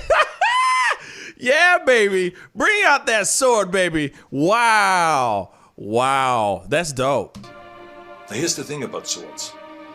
The more you temper a sword, the stronger it becomes. Did you hear that? Message. The more you pound it with a hammer and then heat it in the fire and then thrust it into the cold water and then pound it again and plunge it into the fire and into the water, the more often you do that, the stronger it becomes. Facts. I'm not telling you all this because I wanted to become an expert sword maker, but our democracy is like the steel of this sword. Word. The more it is tempered, the stronger it becomes. Our democracy has been tempered by wars, injustices, and insurrections. I believe, as shaken as we are by the events of recent days, we will come out stronger because we now understand what can be lost. We need reforms, of course, so that this never ever happens again. We need to hold accountable the people that brought us to this unforgivable point. And we need to look past ourselves, our parties and disagreements, and put our democracy first. And we need to heal together from the drama of what has just happened. We need to heal not as Republicans or as Democrats, but as Americans. Now, to begin this process, no matter what your political affiliation is, I ask you to join me in saying to President-elect Biden, President-elect Biden, we wish you great success as our president. If you succeed, our nation succeeds. We support you with all our hearts as you seek to bring us together. And to those who think they can overturn the United States Constitution, know this: you will never win. President-elect Biden, we stand with you today, tomorrow, and forever in defense of our democracy from those who would threaten it. May God bless all of you, and may God bless America. The music's hilarious. Freedom! Well, like, okay, all right. Who's his speech writer, and why didn't they hire him for Trump? Because this is a speech that Trump should have said. Real talk. This is a Trump speech. This is what he should have said to a certain extent. You know what I'm saying? In his own way, you know, jerking and gesticulating just like he does. Instead of going, hey, you know, stop the steal and this election's been stolen and all that stuff. This is a speech that should have happened. This is the speech that should have happened. This is the speech that should have came out of Trump's mouth. It came out of Arnold Schwarzenegger's mouth? Real talk? Bruh. Yo, what do you think about this, man? T, you're in the house. What's your thoughts on this, man? What's going on, everybody? What's up, man? Nothing much. Turn yourself up and tell us what your thoughts are on this. You hear me now? Better? Not really. Well, while he's doing that, David, what are your thoughts on this, man? I don't know, man. Anyone makes me want to pour a can of blue paint over my head and grab a sword, I guess. But yeah, yeah. I mean, he's right, I guess. Yeah. I mean, nothing he said was wrong. It was a very good speech. I don't really have much more to say to that, to be honest. But he's got a great point that just patriotism is standing with the country and its foundation instead of the current president. I mean, our country is completely based on the Constitution, and a lot of our presidents, but the current president as well, hasn't abided by the Constitution as he's supposed to. Yeah. And so I agree with him in that respect. And this is something I've actually thought about before. I think a lot, like, the problem a lot of people have with the storming of the Capitol isn't necessarily even that the Senate was put in danger per se. It's that it was done because the whole buildup was over stop the steal, and that's why they went there, is because of encouragement from Trump for the supposed, I guess, stolen election. But like, I think people would have seen it very differently if, say, they were going in because, say, Senate isn't giving people money and people are starving and losing homes because of that. Mm-hmm. And that is the kind of thing we also have to stand against. I mean, let's see, but like,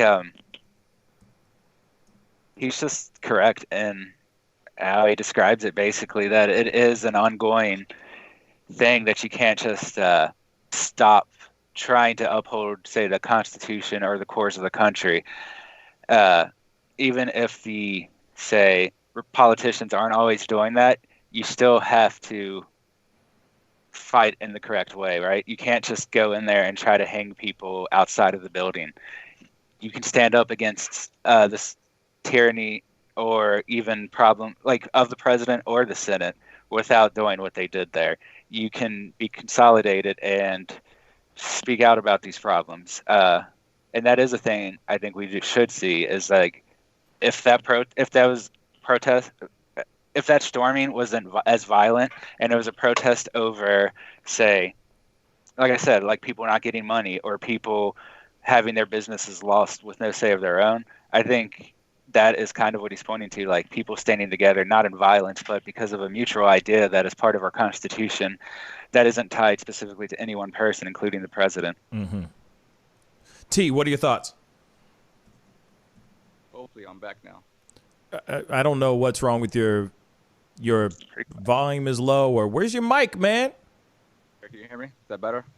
Yeah, I guess so. Where your mic at? Check your Skype settings. It might have you on the wrong microphone. It does that to me all the time. I'll check that, yeah. Sorry about that. It's all good. While you figure that out, I'll just say my piece again, I guess. I mean, yeah, this is a we are in a time right now where we need somebody who is our leader right now, or at least for the next T-8 days, to step forward and say certain things that are going to bring the country together. This is a president. I'm sorry, y'all. I hate to say this, but he has not once been a president that has brought the country together. He has done nothing but split the country apart. He has done nothing but try to make everything extremely biased. But this was an opportunity for him to come up, step up, and sit there and say to the American people, hey, guys, this is what you shouldn't be doing. Stop. Like, no, stop. Bad dog. You know what I'm saying? But he didn't do that. He automatically decided to just do something else and say a script, something else that was written. Sorry, David, but it was something that was written. Obviously, was written by somebody else that he just read. You know how it is. Trump doesn't really read. Let's just keep it real. He doesn't really read. So the fact that he just read that, obviously, he's just sitting there going, yeah, all right, I'm being told that I have to read this stuff, so I'm going to do that. He doesn't want to do that. He was all about the insurrection. He was all about the terrorism. He was all about the violence. T, is your mic back on or no? I should be back on. It's not, but just go ahead and say your piece, man. We can hear you. What is going on here today? What's up, man? On everybody. No, it seemed like that video was, or that message was, nicely scripted. It seems that it was written out perfectly, and they chose the right person who already has probably just as much as a fan base as Trump has, or at least he had historically. The Arnold is the man, so he's probably like the arch enemy of Trump in a way. So it's probably the perfect person to put up there in the spotlight, and to rally the troops to be in one democracy together. It seems like they chose the right person, and for him to bring out the Conan sword and a lot of dramatics and theatrics there. So. True, some theatrics and some dramatics, but I think he said something that made a lot of sense. That was said very well.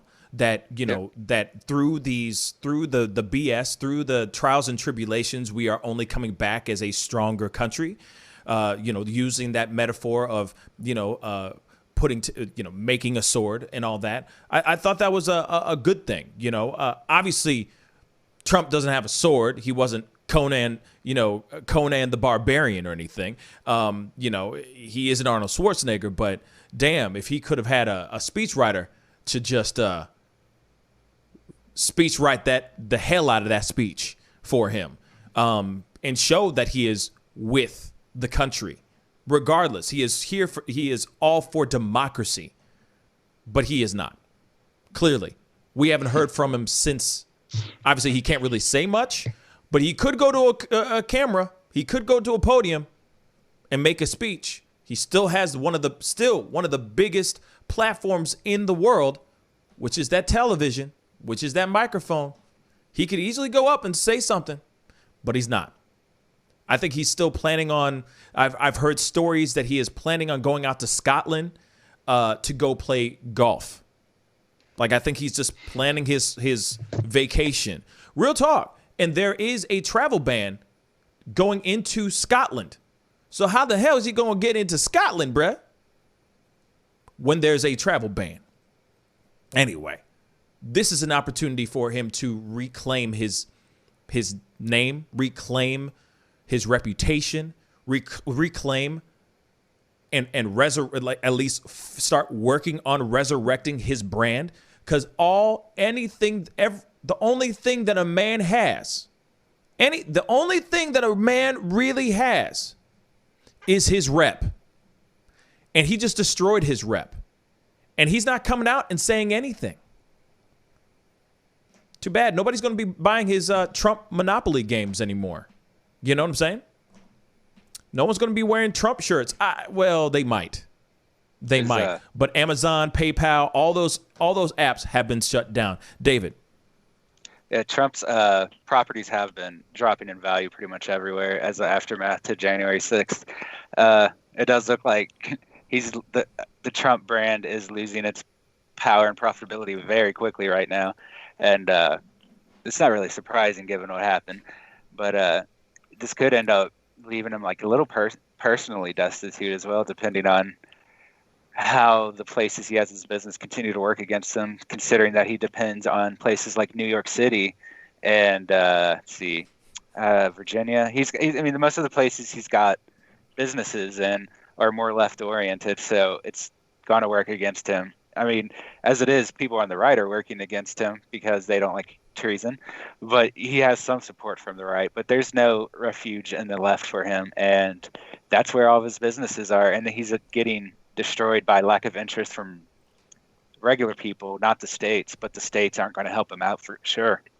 So he's seems like they've kind of ruined their brand. And we could probably continue to see a loss of his reputation and his family's. It's kind of what's expected. I mean, even right now, it's kind of rumor mill, but allegedly he's far more excited about hosting the golf game than he is about what's going on with the January 6th riot or raid, whatever you want to call it, siege. But so he doesn't seem to even care too much about that. He's more concerned about just calling it a game and going out to play now, I think. According to the rumors. I mean, he hasn't said it himself, so there's always a bit of hearsay involved. He just cares about doing, you know what I'm saying? Like, I feel like he cared about winning the presidency, the seat as president, and then like probably 6 months into it, he just didn't give a damn anymore. I mean, he didn't really give a damn to begin with. Then he won. And then he was like, oh, crap. I won. Oh, what? Okay. Act like I care for a little bit. And then he didn't care. I mean, that's just in my personal opinion. It's just really, really bad. Debbie, oh my God, I'm done with you. She just said Ivanka will be selling her crap on QVC soon. I'm done. They're gonna ban her too, man. She's a part of that. There's been speculation too. Just funny she said that Ivanka thing. There's speculation that Ivanka is gonna try running in 2024 as well. I don't think it's gonna happen. I don't think she has even a fighting chance. She's about to be indicted on several counts of all types of fraud. Including her brother. So, shoot, the whole family is about to get smashed with crazy stuff. As soon as they walk out, boom. Some of them are about to get locked up, y'all. Some of them about to get locked up. It's going to be a very bad look for them. But it's going to be exciting. I'm just saying. It's going to be exciting. T, what do you think, man? Back online. But it's... can you hear me? You're very quiet now. What happened to your microphone, man? Where your microphone at? Now? How about now? Better. There, no, it's better. It's better. Yeah. So no, I just feel like the Trumps and all the politicians are going to find a way to weasel out of everything. It's the norm. It's they're going to find the best lawyers to cover up all their scandals and scams and whatnot. So I don't know what's going to happen with that, them being locked up or it could be some charges brought forward. But as far as being locked up, that's rare. And, if you watch the Michael Moore movie, documentary called Fahrenheit 11/9. 9/11, yeah. It's good. Yeah, that's a pretty good one. So, like, he pretty much goes through the whole, running of the campaign from Trump, and he didn't care. Trump really cared about himself and just wanted to prove to himself that he can do something else. And 4 years later, this is where we are now as a nation. We have he has a cult following, literally, and for sure it's scary because he definitely has people ready to do things that are really an eyesore for our country. And to go back to what Arnold was saying, he did make a good point. He said something like you have to look outside of America and see how America is viewed. And that's a good point because he's a foreigner, and I think a lot of foreigners who come here to live as citizens or green card holders, they really value America in a greater way than someone who actually lives here. Because our reputation is such a big one, and the world depends on us, being who we are. And if we fall, so will a lot of other countries. So it's tough. We have a leader who is misguiding us, publicly, like it's like right in our face. So his family and Ivanka and all those, his Trump Jr. or whatever. It's all one big scam and scandal, unfortunately. Yeah, they're white collar crooks. You know what I'm saying?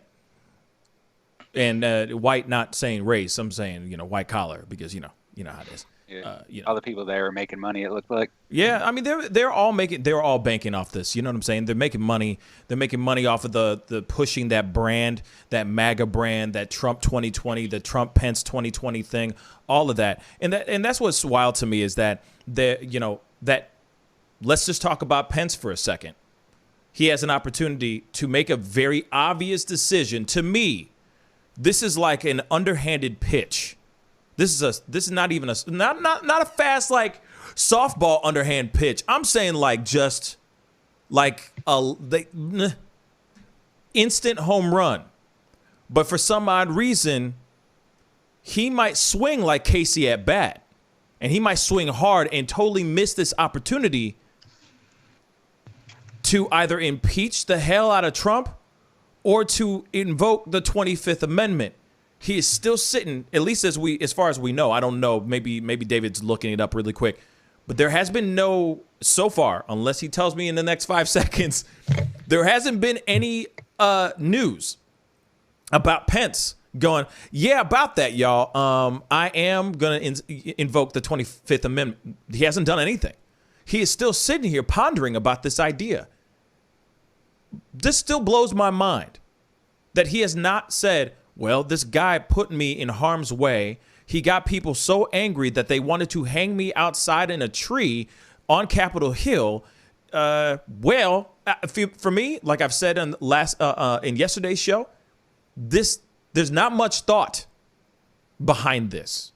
There's not much to think about. I would have been like, boom, stamp, done. Consider it done. Oh, you want to impeach him too? Come on, let's do both just to make sure that this guy never comes back again. You know what I'm saying? It's like those movies like Scream. You know what I mean? Or those horror movies. You know what I'm saying? Like you like Trump is the serial killer, right? Or Trump is the monster, right? And then you think you killed him, right? But then he pops back up. You got to do a double tap in the head. Pop, pop. Make sure he gone. That's it. Make sure headshot, done. Then he's never coming back again. You see what I'm saying? That's what it should be done. That's how it should be done. I'm not saying to shoot Trump. It's a metaphor. Hold on, guys. I'm not trying to incite any violence on anybody. Metaphor. He should be using the 25th Amendment and the impeachment like a double tap to the head. Pop, pop, done. He's never coming back. There's no sequel. There's no prequels. Him did. See what I'm saying? Him done. Him impeached. Done. You see what I'm saying? Simple as that. So much that, we got to talk about this other one real quick. Any news on that, David? Because I'm going to jump into this next story. So, just rumors about 7 days ago that he didn't favor it, but that was before the hang Pence thing, and he hasn't said anything since. So, Okay. Well, we got another story. Well, obviously, I'm sure there will be some development. I mean, they're waiting for him to say something within the next day. Hopefully, within the day. I'm hoping it happens sometime today. Like, bruh, make up your mind. You know what I mean? Like, this time is ticking. Yeah, time is ticking. Time's a wasting. You know what I mean? That Johnny Cash song. You know what I mean? Like, just be done with it. Just do what you need to do. You know what I'm saying? We're waiting, but I think he's waiting because he wants to hold it. He wants it to just drag out. You feel me? So that when it gets closer to the day of inauguration, it's like, too late. Sorry, guys. Sorry. Oh, I'm so not enough time to invoke anything. Damn. You know what I'm saying? I would feel ashamed. Absolutely ashamed to be connected to this man right now. Period. I'd want to distance myself as much as I could. Like Amazon and Parler. Hey, just saying. But we got to jump into this next story. This is something even so, y'all. Okay, we got to look at this. This is real. This is breaking as of last night, by the way. This broke last night. Bill Belichick declines Presidential Medal of Freedom offer from Trump. He has declined the Medal of Freedom. Do you understand how serious that is? How huge of an accolade that is from any president? And he said, no. Let's continue. New England Patriots head coach Bill Belichick has announced that he is declining the President's Medal of Freedom, which he was scheduled to receive. He said yes to it. Scheduled to receive from President Donald Trump on Thursday. Belichick cited the tragic events of last week as leading to his decision. Pro-Trump writers rampage. We already know this. 5 people died. We already know this. Accusing him, obviously, the House of Democrats want to impeach him, accusing him of incitement of insurrection. So this is from Belichick himself. He said, recently, I was offered the opportunity to receive the Presidential Medal of Freedom, which I was flattered by out of respect for what the honor represents and admiration for prior recipients, Belichick said in a statement. Subsequently, I love how he said subsequently. I don't think he has ever said that in his life. Somebody wrote this for him. Anyway, the tragic events. Sorry, I'm not trying to throw shade. I'm just saying.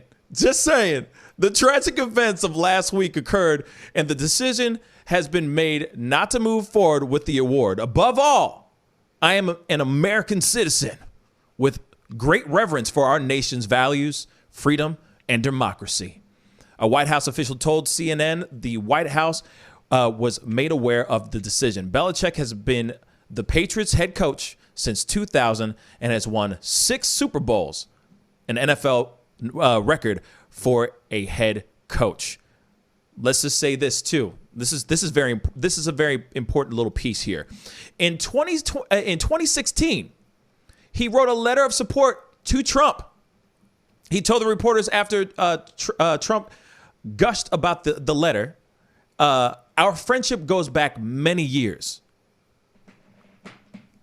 You hear that? Let me repeat that one more time. Tastes so good. It's like a juicy steak. Our friendship goes back many years. This isn't just him being like, hey, I'm a fan, and now he done something bad. I'm not cool with it. No. They have a friendship that has gone back many years. Okay? Anybody who spends more than 5 minutes with me knows I'm not a political person. My comments are not politically motivated.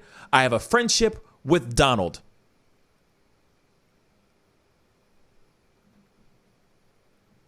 They've been friends for a long time.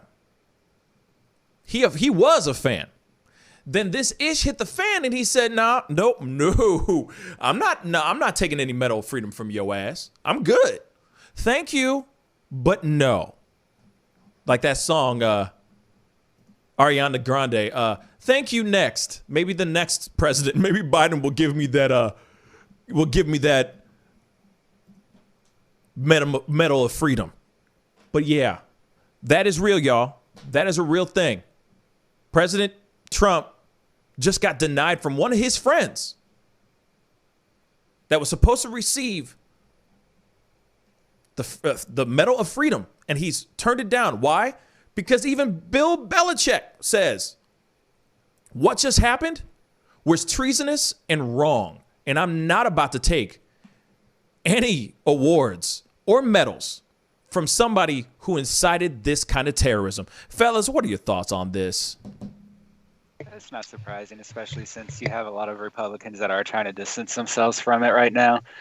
And, I mean, for good reason. A lot of them were probably targets as well, because Trump's base doesn't necessarily like Republicans much more than they like Democrats, at least now that they feel they've betrayed Trump, I guess. So, I mean, we're going to see more of that. I don't really know, man. Yeah, I mean, the Patriots, especially the owner, Robert Kraft, who was involved in that sex scandal in Florida, along with, Belichick and Trump, they were all, buddies. And, they had their fun being millionaires or close to being billionaires. So, this publicly being, happening is shocking because it seemed like they were, very close. However, what just happened last week was, the it was just too much. I mean, Brian Belichick knew that his reputation as an NFL coach and probably the best of all time, he could no longer associate himself with Trump due to what happened last week. So I'm sure Trump right now is hurting behind closed doors. He probably would never admit it. But I remember the team was split a few years ago when the Patriots won the Super Bowl, and they didn't want to go to the White House. Yes, sir. I remember that too. Yeah. Yeah, so this is deep for Trump, one of his closest friends publicly, to do this to him. It's really probably going to be hopefully a wake up call for the way Trump does business, and his tactics are not, for the best of America. He just definitely was very, very bad. He crossed the line, putting a battery in the back for 4 years, really. For his cult followers. I don't mean traditional Republicans. I mean those who are going to go to hell and beyond for Trump. Those guys don't care what he says. They're going to agree with him. And that's scary. David. Yeah, I mean, I agree. It's not the time to associate with Trump. You're going to just absorb all of the bad crap going on with him right now. And you could be fairly accused, especially someone as popular as this guy, of kind of giving Trump more credibility right now since everyone's trying to silence him. Popular person going there to work with him, even if it's just to get an award, would give Trump positive publicity right now. And I definitely see a lot of either him or his teammates or anyone involved probably wouldn't want him to do that. So there's definitely a lot of pressure for him to not go. I mean, the pressure might be from him himself. I'm just saying that there are reasons to not go. And if he did, people could see him as supporting Trump. And that's probably not what he wants to do. And on top of that, it could probably be dangerous for his own self. But either way, I wouldn't expect anyone of that nature to go receive an award from Trump now, no matter what it's for, because you are going to be seen as condoning him in a way, even if you're not, even if you're just there for the drip and you just want to show that off, but you're going to still be seen as working with Trump, and that's not good for anyone. And it's probably not what most of these people would want to do anyway. I mean, like T said, I forget which team it was, but they just simply refused to go earlier last year or so, whatever year that was. And this is kind of the same thing, I think.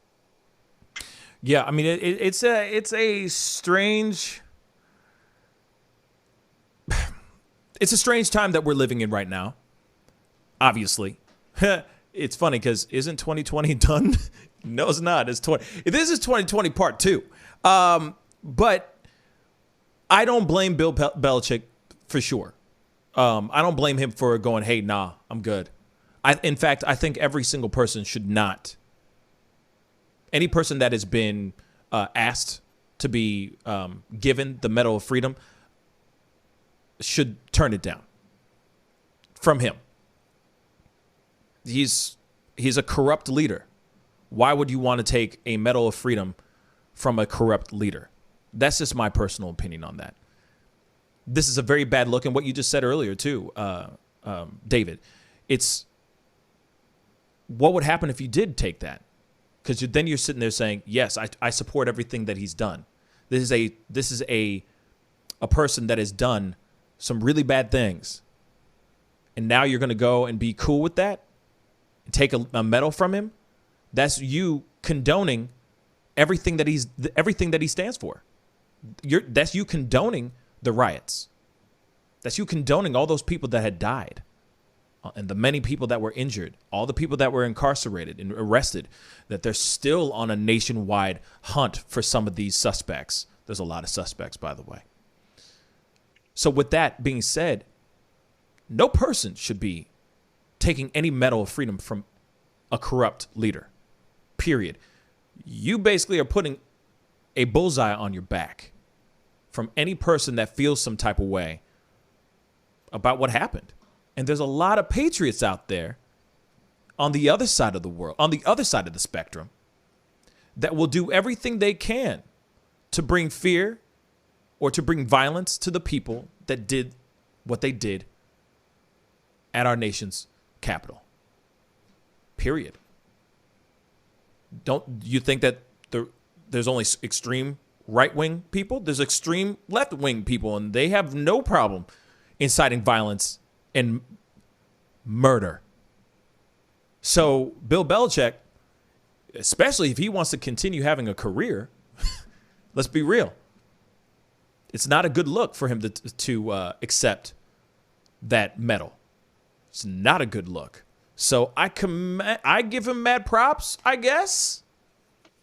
Even if it is just so he can save face and still be look good on behalf of everybody else, you know, on behalf of the rest of the world and football fans all over the country.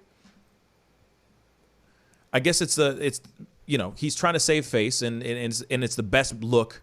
It's the best decision he can make so that he doesn't lose the bags. Let's be real. A lot of people that were Trump supporters saw what happened on Wednesday, not Trump supporters anymore. You know, a lot of people, hardcore Trump. Wednesday happened, they're like, whoops. Throwing away their MAGA hats like, I don't know what you're talking about. I didn't own anything like that. What are you talking about? Starting to look like that. There are the MAGA hats and the Trump 2020 hats and all the swag, all that drip is starting to look, is almost the equivalent of holding Nazi paraphernalia. I'm serious. Now it's starting to go down that route. So there's a lot of people that are just going, whoops, oh, I don't know what you're talking about. Throwing it in a dumpster fire. I don't own anything like that. What are you talking about? So he's just trying to jump ship just like everybody else. And, you know, maybe Biden is a hardcore football fan. Maybe he'll get his Medal of Freedom then. I mean, here it is.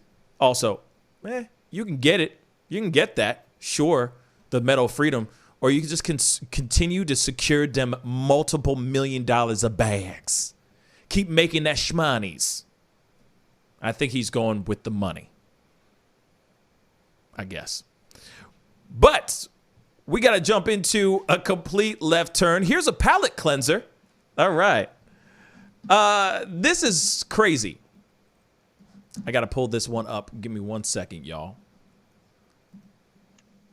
We got two more stories to go, and then we wraps it up. There is a story about, and this is a left turn, y'all. This is a complete left turn. So I hope you enjoy going off-road with me here for a second. But there is a story. Like I said, left turn. There is a story about Azalea Banks. I don't know if you know who this woman is, but she's like, she's a known artist and all that. I'm just gonna throw this up so you guys can see this for yourselves because this is very, very much a true story. Azalea Banks digs up a dead cat and cooks it. Yeah, I said left turn. I'm sorry, we off-roading, baby. We off-roading right now. This is a true story, apparently. So, Azalea Banks has outdone herself, absolutely horrifying her fans by digging up a dead cat's corpse and cooking it while she filmed the entire thing on Instagram. The oftentimes controversial Azalea Banks is back in the headlines today for her recent move on social media, which consisted of digging up her deceased cat. So she owned this cat and boiling it. Lucifer. Her cat was named Lucifer. Oh my God. Illuminati. Lucifer. What? Yes. 2009 to 2020. My dear kitty. She wrote as a caption on one of the two since deleted or possibly reported videos. Thank you for everything. A legend, an icon, forever. A serval serve. I don't even know what that means, to be really honest.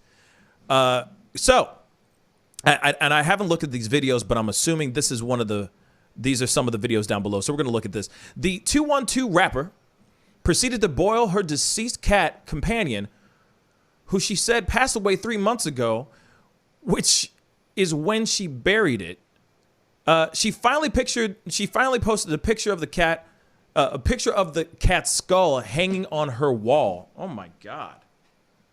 Creepy. Need to go get some help.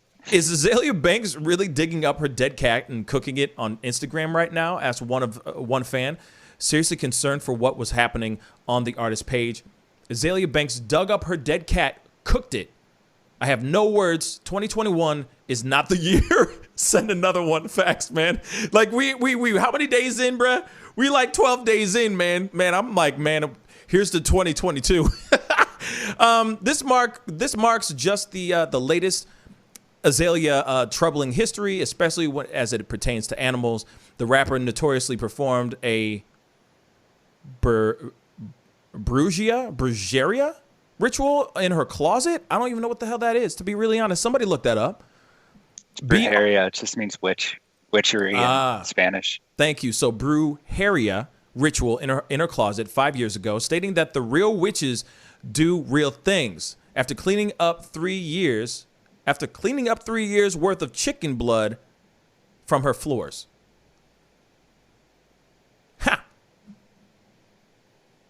We will not be posting the video because it is very graphic. Check out the fans' reactions below. Well, obviously, as we already know, we're sitting here going, the hell. So, Azalea Banks, who has a very interesting history of crazy stuff, by the way. The girl be crazy. She has made some accusations about, sleeping with various known stars. She is just somebody who has been out there doing all kinds of crazy stuff. Girl is crazy. Girl be crazy. That is something that is trending right now on Twitter, on Google. That is a true story. She dug up her cat and she boiled that cat. I don't know if she ate it or anything, but that is real. T, what do you think on this, man? I'm speechless. Yeah, that's the understatement of the year. How the hell do you, I don't know, just dig up a 3-month-old cat and then decide to boil it and eat it? Like, every part of that plan is crazy as hell. I mean, there's nothing in that makes any sense at all. I mean, what? I guess if she thinks she's a witch, she thought she was doing a spell or something, or witchcraft, I guess, whatever you want to call it. But that's the only reason, I guess. I mean, she clearly needs, help. Legitimately needs to probably be taken to a place to be taken care of and not let go for a while until they fix her a little bit. Because there's absolutely no way eating a 3-month-old animal is okay, especially when it's your pet that you buried in your backyard. It just keeps getting worse. I don't know. She just needs help. That's really all it is. She needs help. The question is, what kind of ritual was she trying to do? That's what I'd like to know. What was she doing with the dead cat? You know what I'm saying? Was she trying to do her own version of WAP? Don't go there, please. I'm just saying. Maybe a hoo-wop, a hot, wet ass P word. You know what I mean? I'm just saying. But what was the ritual behind? What was the purpose behind it? Digging up her cat, boiling it. What is the reason behind it, bruh? What is the reason behind it? Why? Salty Cynic just said, okay, I don't feel good now. But yeah, what is that for? I'm worried by any man that she's been with sexually in the past however years she's been crazy like this. Imagine, what kind of voodoo she's done on these guys. Imagine. This is scary. Imagine. I don't think anybody wants to imagine. I mean, if I'm correct, I think she's the same girl that said that she had an affair with Dave Chappelle. Hold on, I gotta Google that. I think she's the same one. Dave. No, she said that. Hold on, Azalea Banks.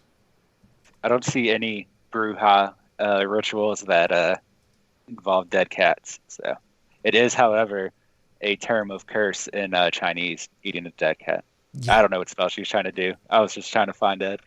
Yeah, no, but I mean, but see, that I mean, obviously she was doing something. But yes, I am correct. She was the one who was accusing, that was alleging that she was having an affair, or she had an affair with Dave Chappelle. You know, she's been in and out of the internet, like, trending, scandalous stuff for a while, like in and out, like, you know what I'm saying? This was about 6 months ago when she made this accusation. She didn't sit there, she didn't Me Too him or anything. She just said, you know, we smashed. Whether that is true or not, he has denied those claims. Maybe she's trying to get another piece of it, you know, like have some other reason to get talked about again. So she dug up her cat and boiled it. But she did a brujeria, right? It's called brujeria? Brujeria. Brujeria. Sorry. Brujeria in her closet, and it said like months or years of chicken blood, cleaning chicken blood off her floor. So she's into voodoo. She is into voodoo of some sort. You know what I'm saying? Like, she's into something.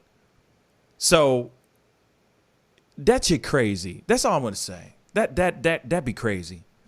She's doing something that's not right.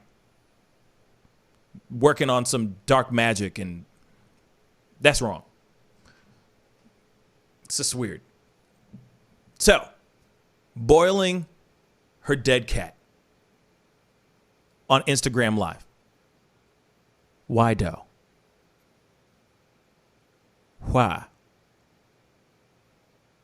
Anyway, moving on to the next one. Nobody has anything to say on that one. Everyone's like, I don't know. Something I don't want to touch. I'm not messing with that. We got to go into our last story of the day. This is something that I saw on good old-fashioned Reddit, and I just figured we could look at this and react to this video. Here it is. Or actually, no, I got two more stories. Let me do this next story first, because it is. Oh shoot! I hate when they do these pop-up things. Hold up. Pop ads, whatever. There's another piece of story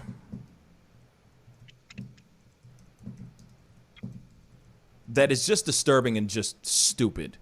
It's wrong. It's very, very wrong. Just need to pull up another article because I had another article, but it's blocking me from using it. Okay. So here is the story. Shoot. This is a true story. This is very much a true story. A manatee, a Florida manatee, was defaced with Trump scratched into its back.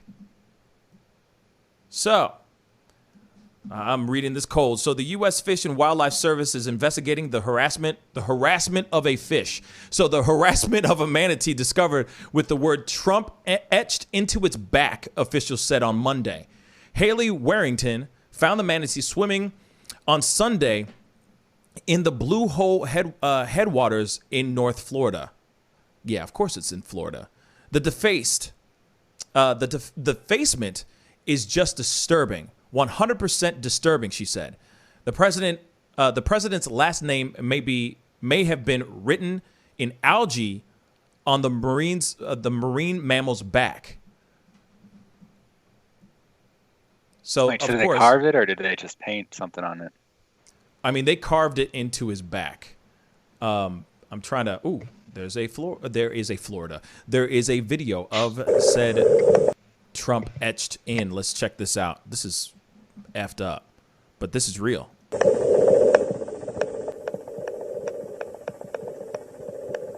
What? Trump. That is literally. Wow. Poor guy. Poor guy, but that's real. Why manatee? Like, who thinks of things like this? That's a good question. Wow. And it's an endangered species, by the way. This is an endangered species. and they're going into investigation over this. I mean, this is defacement. This is a defacing of an endangered species. Real talk. That's crazy, right, guys? Yeah. I'm guessing this is like the revenge of I guess Antifa and BLM defacing statues. Now, Trump, this is going to be defacing animals now. So yeah. I don't know. It's an animal, though. Like, it's an animal. It's an animal under the sea. Like, it's in the water. It looks like they scraped the barnacles off of its back. That had to hurt a lot. Yeah. It's messed up, man. That's so messed up. Jail for cruelty, animal cruelty. I don't know if animal cruelty counts for wild animals, but should in this case at least. Yeah. Sure. I mean, think about the manpower to do that. Like, would he have a machine, or they had several people doing it at once? Like, wouldn't the manatee try to get away? Like, I don't understand how this was even done. It's jacked up, and manatees like people. They would just hang out and show up. Okay. So they probably thought they were cool, and then they did that to it. Not for long. Right. It's crazy, man. Ted Couch just said, "Yep, just trying to preserve his reputation." Yeah. Destroying beautiful things like this country. It's metaphorical, actually. It's metaphorical. It's metaphorical. Think about it. It's a lot deeper than you think, but it's really sad. That's something that's really sad. You know, it's a living, breathing thing. It's an animal. Why on that? Like, why on a manatee when it's in the water? No one's gonna, like, of course, this is how random is it that these people, somebody spotted this and found this, right? But somebody went out of their way to do that onto a poor animal. It's stupid, man. It's stupid. Real quick, one last story, one last thing. This is a video that I saw earlier, and I was like, you know what? I was going to do a reaction video to it and all that, but I was like, you know what? I'm just going to do it on here. I would love to get you guys' thoughts on it too. And this is, another kind of situation. We all have our personal opinions about masks, whether to wear them, whether to not wear them, all that. And hey, it's on you what you want to do in regards to wearing a mask or not wearing a mask. That's your prerogative, right?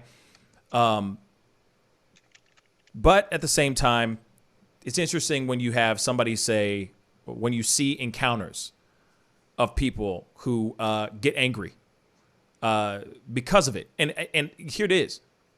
I don't blame them. I think that we all should be, like I said, this is my own personal opinion. I feel that we all should be wearing masks. That's what we should be doing right now. That's the right thing to do. For now, this is the right thing to do. And this is a video I saw, and it just kind of grabbed my attention. It says, this mom and her kid called out by a grieving woman because they are anti-maskers. You can hear the pain. And I wanted you guys to see this video because it's a tough one. Let's check it out. I'm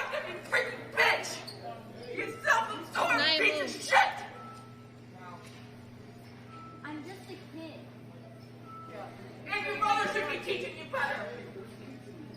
She does teach me well. And my son is without a father because people can't wear goddamn masks. People are still getting sick and people are still wearing masks. So the thing is with this whole scenario, this is a very strange time that we're living in. And we've already talked about it a million times. We talked about this a million freaking times, okay? The one person that I feel bad for in this entire video, you might be surprised. I feel bad for this little girl right here. Why? Because you got somebody who, you got your parent standing next to you. There are people out here that are obviously getting sick from this virus, and I get it. We're tired of it. We're really tired of wearing masks. Don't get me wrong. I hate it. I hate wearing my mask. I freaking hate it. Do you know how many times I walk into a supermarket or I walk halfway down the parking lot and I go, oh my God, I forgot my mask. Got to turn around, lug my ass back over to the car, get that mug and go right back into the supermarket. It's annoying as hell. Any place that you go to, you got to wear it, right? It's frustrating. I get it. But there's a certain thing that you have here, a certain responsibility as a parent. This should not be happening right now. This is your own flesh and blood, your child, your future, your seed. Even if you are an anti-masker, which, like I said, you have your rights to have your own opinions, and I'm not going to throw in any shade on having your rights on your thoughts. But this is your child. And there are kids out here that have been getting sick from this virus and dying. The woman who's freaking out over here, not a surprise. We've seen people react the exact same way. Get angry, point at people saying, how dare you not wear a mask? Absolutely. I do think it's wrong for you to sit there and try to go in somewhere defiantly, not wear a mask. But to put that onto your own child, a child that looks up to you, you are their role model. Regardless of what you think, you should be instilling certain things and care for the safety of your own child. The fact that this woman is yelling at this girl and cursing at the child and the mom, it's wrong. I think that part is wrong for sure. But that mom is wrong for doing for making her child walk into that place without a mask on. Hey, it's your body. Hey, fine. Don't wear a mask then. Make it be known that you're not wearing a mask. I don't give a damn. But this is your child. This is your child, y'all. You make them wear the mask regardless of what you think. Next thing you know, 2 weeks later, she's on a ventilator, halfway, almost dead. You got to be smarter than this, my people. And there are parents out here like that woman that are doing this kind of thing to their child. And that's ridiculous. Fellas, what are your thoughts? Yeah, I mean, I agree. Most of these places have mask mandates anyway. If you're going in to a business, you should do what they ask of you or just not go there. On top of that, of course, I don't blame the girl child at all. But so I definitely have to say that older woman that was yelling at her was completely in the wrong, regardless of what the child was doing. Well, even given the fact that the child wasn't wearing a mask, an adult shouldn't do that to a child, especially since, she's young enough that she doesn't have I don't think most people would say she has full control or cognizance of herself at that point. I don't know how old she was. She looked really young though. But yeah, I agree. At this point, if you're going into places, you should just wear a mask, especially with the two new strains in America. I mean, I get it. I don't like wearing a mask. I don't wear it when I'm just walking around outside. Like if I'm just outside, not inside of a building, I don't wear it or anything. But every time I go in a building, I wear it, even if I know I can get away with it at this point. It just helps people out a little bit. It's not like I'm out there hanging out with the people. If I'm in a store or something, I'm just running an errand real quick, want to get it done. So wearing the mask and getting it over with isn't that big of a deal for me. I understand. I mean, here, it's weird. You see a lot of, the most vulnerable people not wearing masks anymore, and they wore masks before. Now, that's a problem everywhere. It's not just here where we still have hospital beds. A lot of places where they don't have hospital beds, they're doing the same exact thing. They're just not wearing a mask in any of these places. Yeah, sure, the mask isn't 100% effective. It's not going to guarantee you never catch COVID, but what it does, it slows it so that the population as a whole doesn't get COVID as quickly. The point is to keep availability in hospitals, which most places, from what I understand, do not have that. We're fortunate here that we still have 30% capacity for ICU beds. But places like New York, LA, they're completely out of beds right now. And and it's still spreading rapidly. I mean, LA has a mask mandate, and they're even suggesting that you wear a mask at home if you're a healthcare provider now, and they're still not able to control it. But so like all this points together is that sure, the mask don't stop the virus, but by wearing a mask, you're making sure that people are able to be treated if they get the virus, because it's slowed down enough that they have that ability to make sure everyone is getting the care that they might need to survive when they otherwise might not survive. And on top of that, like I'm not a fan of the government mandating a mask mandate at all. I'm going to continue to wear my mask at places that when I go inside of places, because it's for the best of the people. It doesn't matter as much to me what the government decides I should do in that case. I get it. Wearing a mask, it's not comfortable, and sure, like what the news says about masks isn't always true either. They're pretty incorrect as far as that goes as well. But the masks serve a purpose. They help the community. They might not help you as an individual. You can't really speak on it in that way. But overall, it is going to keep people in your community able to get treatment when they need it, instead of making sure that instead of not wearing a mask, and it could be because you just spread it to 2 extra people, that someone that's critical is not able to get an ICU bed. And, mask would stop a lot of viruses. I've heard this argument, and I kind of agree with it. Like, if we wore masks year-round, it would stop a lot more deaths. But this is different. We're still dealing with mutations. We're still dealing with the virus we don't fully understand. And especially if you're hesitant about the vaccine or you don't want to take the vaccine, you should be wearing a mask to make that less necessary for people. Because by not wearing the mask, you are putting people in a situation where they might have to get that vaccine, because they're looking at the hospitals that are completely full. And even if they don't want to get that vaccine, they now have to, because the alternative is to go to a hospital that can't treat them because people weren't wearing a mask. And, there are places where you can do things where you don't have to wear a mask. You can go to a park, you can go for a hike. If you meet people outside and you're not close to each other, it's not going to cause a problem at all. You can ride bikes with people. It's some places. I mean, LA has additional restrictions. Big cities might have additional restrictions you have to worry about, but there are ways to go out and still be social without endangering anyone. But if you go into a building, just based on the way the virus works, you're most likely going to catch it. And sure, after maybe a half hour to an hour, the mask starts losing efficacy, but it's still going to help prevent the spread. And that's what it's for. Preventing the spread isn't for you or any one individual. It's to make sure that the community continues to have the ability to treat people that have the virus.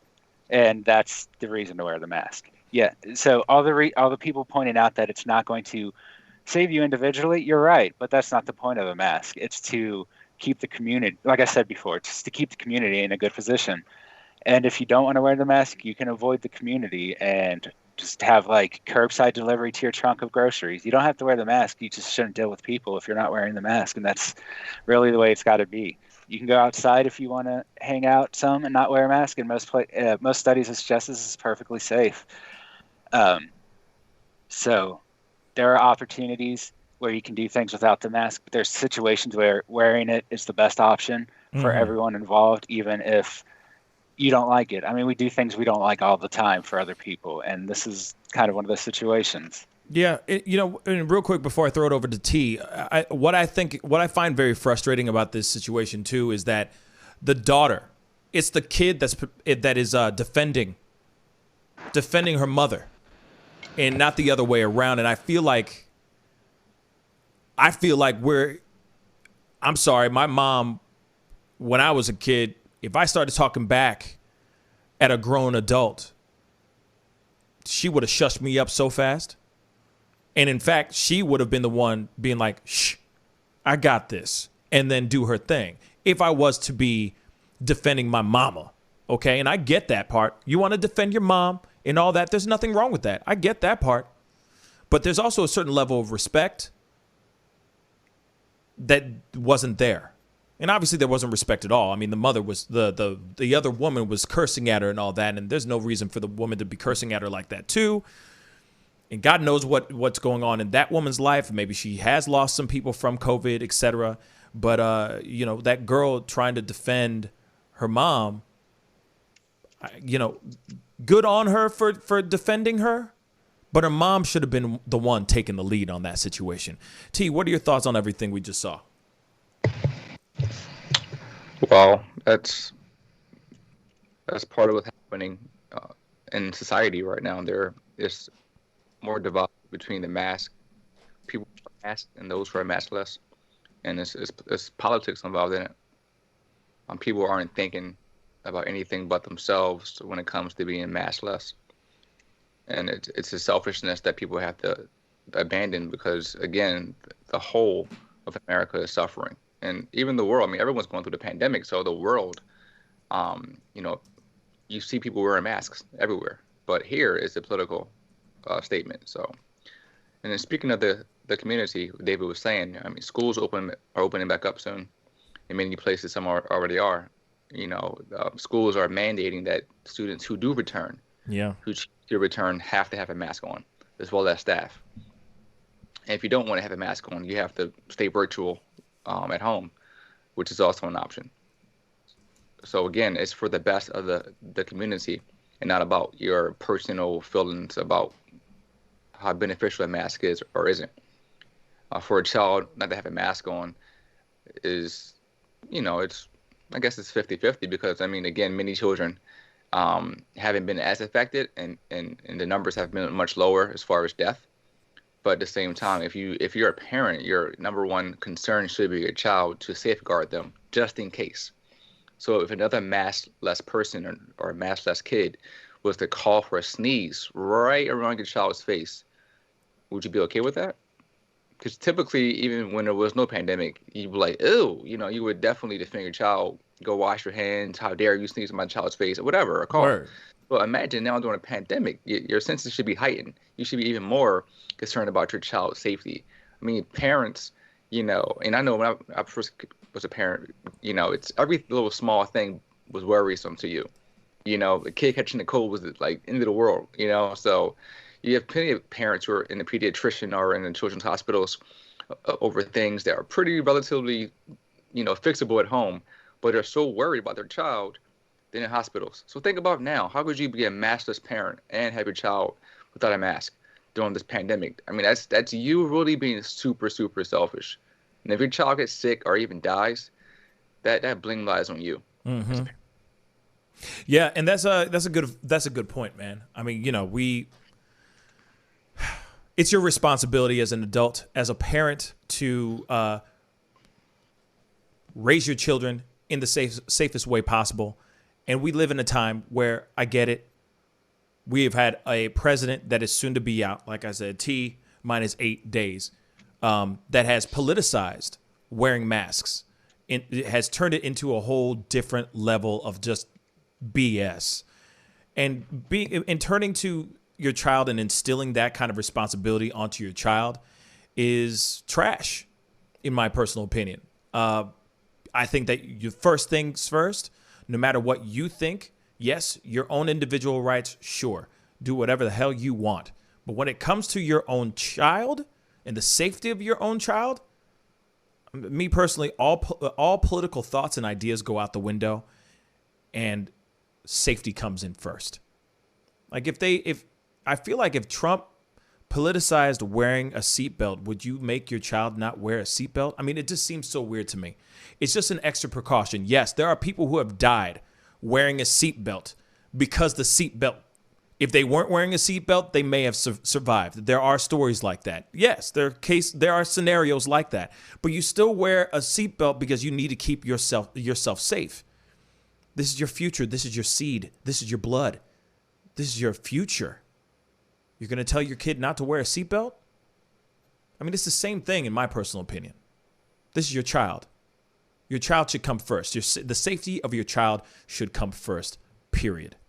Because you'll hate yourself in 2 weeks, a month, whatever, 2 months' time when they're on a ventilator or where they're sitting outside your car waiting for a chance to get into a bed because your hospital is it's beyond its capacity. Or you have to make a decision whether to wait for a ventilator or something like that because all the ventilators are gone. Or there's a depletion and there's a scarcity of oxygen tanks. It's really true. There's a scarcity of oxygen now. People are fighting for oxygen in these hospitals. Imagine if this was your child in their quote unquote deathbed, because that's pretty much what it would be. Then you'd never forgive yourself for making that decision. But anyway, sorry for going on that one. I should have stopped. I should have ended with the dead cat. But anyway, it's time to get going. I want to say a big thank you to everybody who came on today. David, T, thank you so much for being on. Appreciate it. Thank you. Good to be here. Yeah, see, they're just like, man, good to be here.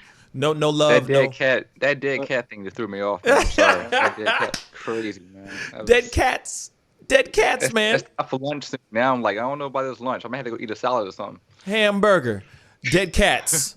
Yeah, no kidding. You know what I mean? Nothing but leafy vegetables. You know what I'm saying? No meats whatsoever. Oh my God. I should have stopped at the dead cats. But anyway, I appreciate all you guys for being on. To the family, you guys are all incredible. We are quickly going through the 19,000 bracket right now, which is amazing. It'd be dope to see 20,000 here soon. But I am hopeful. I'm very, very hopeful about everything. Again, please share, like, subscribe if you haven't done that yet. We work really hard over here to give you guys the news and, of course, give our own 2 cents on everything that's going on in the world. And we want to continue doing it, but for the masses, for the world. You know what I mean? World domination is 2021, not the Trump world domination. No, we want to bring peace and happiness. You know what I'm saying? We want to bring love this year. The goal, the ultimate goal is 100,000. If I could do that in a year, woo! Forget about it, baby. That would be amazing. But first things first, we need to get past this 20,000 subscriber threshold, and I will be dancing so hard, and I can't dance. So it'll be everything you expected it to be, a travesty. Yeah. Anyway, it's an assault on American soil. Me dancing is like literally terrorism. It's so bad. It's that bad. It's that bloody bad, guys. But anyway, I will be on tonight at 7 p.m. Central Standard Time, so be on the lookout for it. I'm probably going to be doing some Discord phone calls and all that because I want to try that out. I haven't tried that out yet. And I want to turn on the phone lines on Discord. So like I said, if you haven't done it yet, please go follow the Discord or join the Discord. David, if you don't mind throwing that in the chat one more time. Also, I do have merch, and I know people have been looking at the merch page going, the hell is this? This is not so good. There is some really cool stuff on there. No. Literally, like we baby steps. I got a designer working on some designs for some T-shirts with some sayings, some of the sayings that I have, that kind of thing. So I will be putting out new stuff within, hopefully, like by next week. There'll be new drip, new swag on the merch page. Like I said, we have to start somewhere, right? So please, go check it out. We got coffee mugs, we got masks now, T-shirts, sweatshirts, you name it. It's all over there. Go check it out. The link is down below in the description box. Join the Discord. I will be using Discord tonight to get some voice calls from you guys talking about everything that's going on, because I'm sure there's going to be more breaking, developing stories as we continue, okay? So anyway, I got to get going, guys. I'm sure I'll have a pop-up video here in the next hour or two, so be on the lookout for that as well, okay? I love you guys. Let's get to 20,000. Subscribe, share, family, share. Let people know about this show. Anyway, I love you guys. Be good to yourselves. Be good to one another. And I'll see you guys tonight at 7 p.m. Central Standard Time. This is The Pascal Show. Bye. You love peace and wellness for the holidays. Don't cancel them. Prepare, STL. Decorate. Make it as normal as you can, but slow the spread of COVID. Wear a mask. Wash your hands. Watch your distance. Prepare, STL, helping St. Louisans of color prepare and prevail. But you see how he makes these S's in his body right here? That's where he's hanging on, and then he's moving forward with the locomotion of his ribs. That is classic Missouri rat snake right there. me. So I'm gonna go ahead and grab him before he gets into a hole. Now, these snakes are not biters. They won't bite as long as you don't squeeze them. If you just stop them like this, it'll freeze them, and then you just gently pull them back. As long as you don't squeeze them, they won't bite. Yo, Mike, what's up, man? Guy? Good to see you, man. Yeah, so Sugar Fire. Yeah. Fully open, right? Yeah, we're pretty much open. So you can't sit inside yet. Monday you can sit inside a little bit. We'll have 25% of the tables inside, and then we're letting it rip outside. So I know that there's a lot of people really concerned about staying safe and all of that. No, so what are you guys doing in regards to that? Well, we have extra people to clean and rub everything down all the time. Everybody inside's wearing masks. And we have little stickers on the ground so everyone can stay 6 feet apart. Right on. The tables are all spaced out, inside and outside. Sugar Fire, open in full effect right now. They're staying healthy, they're staying clean. Go get you a rack of ribs. Sugar Fire, open right now. Thanks.